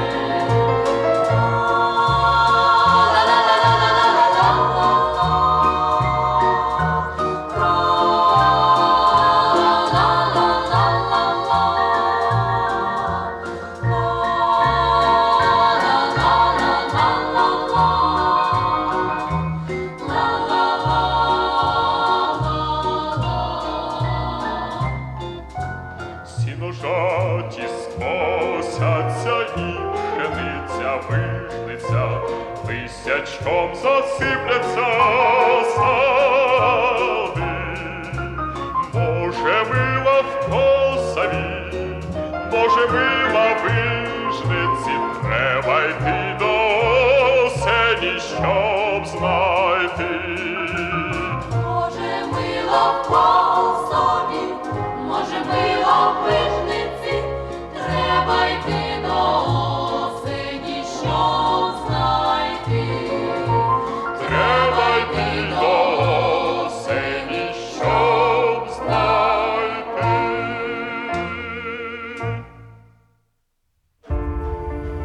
Je luistert naar het Glazen Huis van Verzet.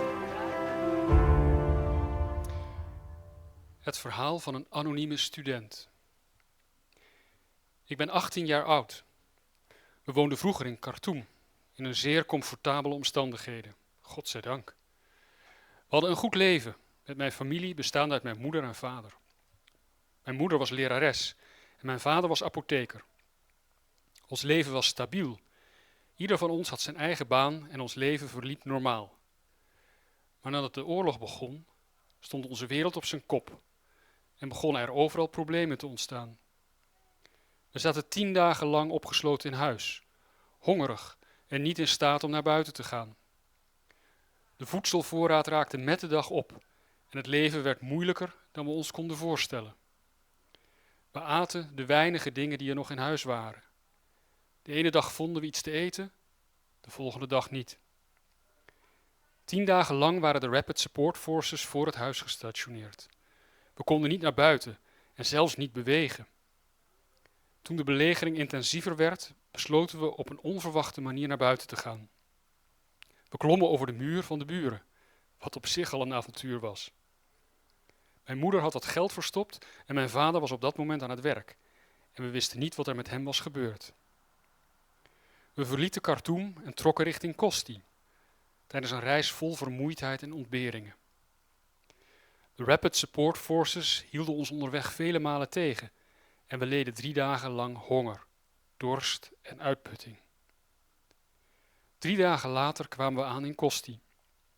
We bleven daar 2 dagen om uit te rusten en een manier te vinden om verder te reizen. Daarna gingen we naar Madani, waar nieuwe stakingen waren. Dus besloten we naar Kassala te gaan. Na 2 dagen kwamen we aan in Kassala, dankzij de hulp van de Rode Halve Maan, die ons hielp om de opvangplaats te bereiken, een school. We verbleven in de school, maar het leven was niet gemakkelijk. We voelden ons niet op ons gemak op die plek en we hadden zelfs geen geld voor onze uitgaven. Sinds we Khartoum hebben verlaten en tot op dit moment weten we niet waar mijn vader is en hebben geen contact van hem ontvangen. Later hoorden we dat hij was gearresteerd door de Rapid Support Forces, maar we wisten niet hoe het met hem ging. Mijn moeder ging werken in een restaurant in Kassala, zodat we in ons levensonderhoud konden voorzien. Ze werkte elke dag en verdiende 3000 pond, $5 per dag. Dat was nauwelijks genoeg voor eenvoudig eten. Ik heb een visie voor de toekomst en ik hoop dat het leven weer wordt zoals het was, voor de oorlog. Ik hoop dat de financiële situatie van mijn moeder verbetert, dat we goed nieuws over mijn vader krijgen, dat we terug kunnen keren naar Khartoum en dat ik mijn studie kan afmaken. Hoor mijn verhaal. Deel mijn strijd. Je luistert naar Het Glazen Huis van Verzet. Welcome back, or welcome to tune in here at Glazen Huis van Verzet, Glass House of Resistance. I'm Laura, and I am here with international human rights lawyer Georgia Delgado Fitzgerald. Thank you so much for being here. We've spoken about war crimes, and in particularly this hour about crimes against women. Also about sexual violence. And so how is sexual violence playing part in the women's suffering? So the way that I think the manifestation of sexual violence into your life, if it's a public or a known assault, is that it also amplifies terror beyond the immediate victim. So it's not just the woman that feels the terror of sexual violence, it's also other women, because war crimes are often quite widespread or systematic. So it creates this feeling of terror, and it also reinforces this feeling of subjugation and being the other. It's a very othering experience. And it alters the way that women participate in society. It alters dress, it alters movement, it alters your community life. So there's this part of being in a conflict zone where you're more vulnerable to sexual violence, and then knowing sexual violence is occurring, is around you, also changes everything in terms of how you actually navigate being part of society. And then there's post-sexual violence life, because survivors can also face exclusion from society after sexual violence. They can face employment issues, community life.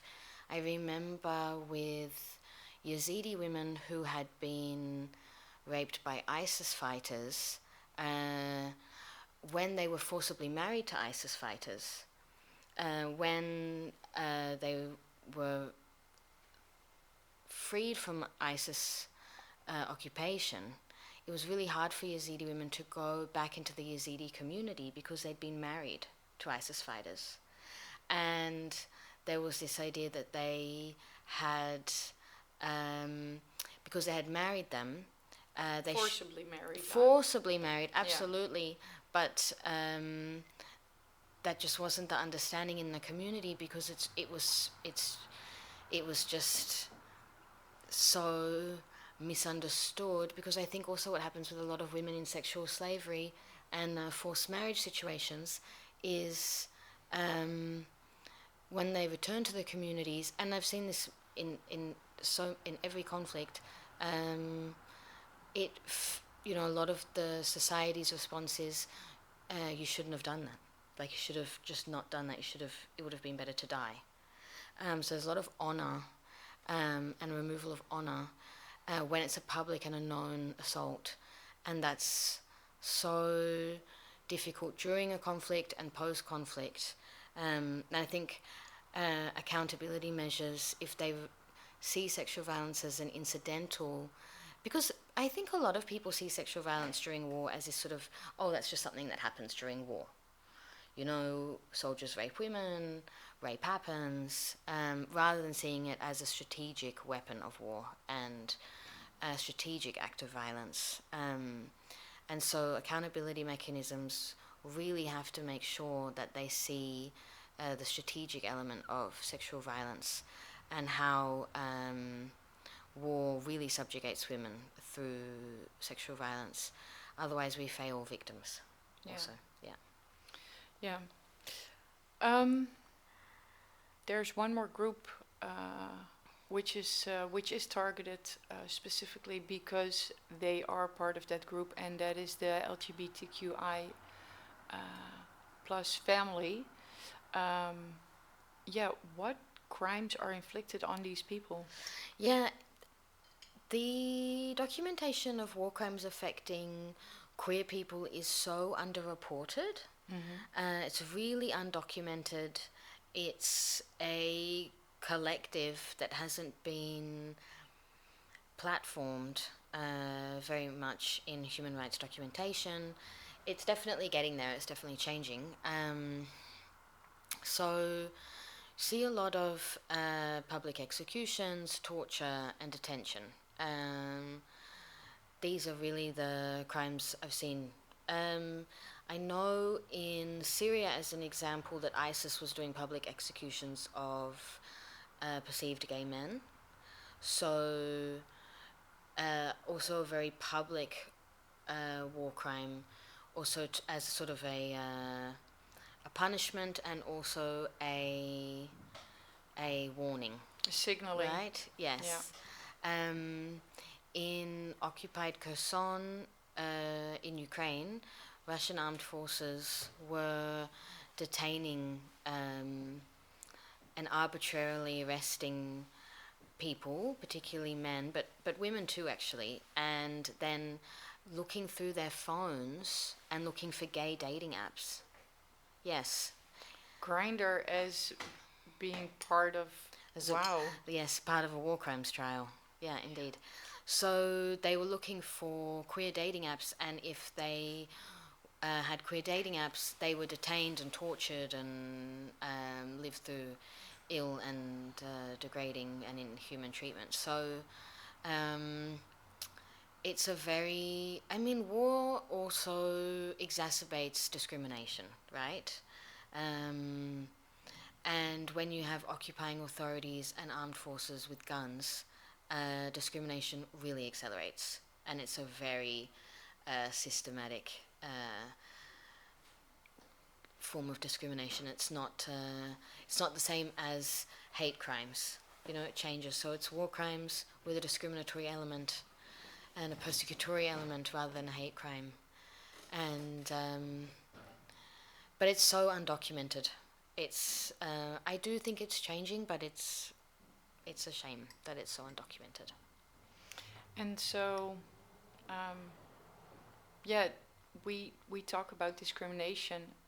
This group in particular, it doesn't stop when you leave the conflict area, right? So, how does that work? Yeah, I suppose it doesn't stop when you leave conflict. I know that that's also a difficult part about documenting these crimes is once you come out of the conflict, or once you stop experiencing the war crime and you go to the police or you go to the investigators, you then face discrimination from those people, right? So that's the second layer of discrimination. So you go to police officers and try to describe what's happened to you, and they may also have a discriminatory mindset, or they may also not be particularly concerned with you trying to explain that you think this was a discriminatory act. And that's how it can get very lost and become very undocumented. So we might know that people were detained and tortured, and we might think it's because they are belonging to the Fur people or they're Ukrainian, but then only much later it might become clearer that it was also because they were queer, but that wasn't documented at the time. Because the law enforcement and the way that investigators are trained is not always to see crimes against queer people so clearly. Yeah. So we're in the last 15 minutes of our show. Yeah, it went by really fast. Is there anything that, when coming to the subject of war crimes and crimes against people, that we still need to discuss? We talked about so much. Yeah. We covered a lot. I mean, it's always really difficult because war should be a crime, but it's not. And then we regulate what is acceptable and unacceptable in war through war crimes. This is in and of itself is quite disturbing, but I think when we talk about imperialism and war crimes, one of the important things to think about is the manifestation of war crimes as imperial conduct. So the fact that lands are invaded and occupied and then people experience crimes is often also because of an imperial mindset and an imperial agenda. Even in terms of what has been happening in Sudan since 2023 and previously, I mean, in the late 1800s, early 1900s, the way that the British Egyptian colonial rule there set up the administrative system and put, a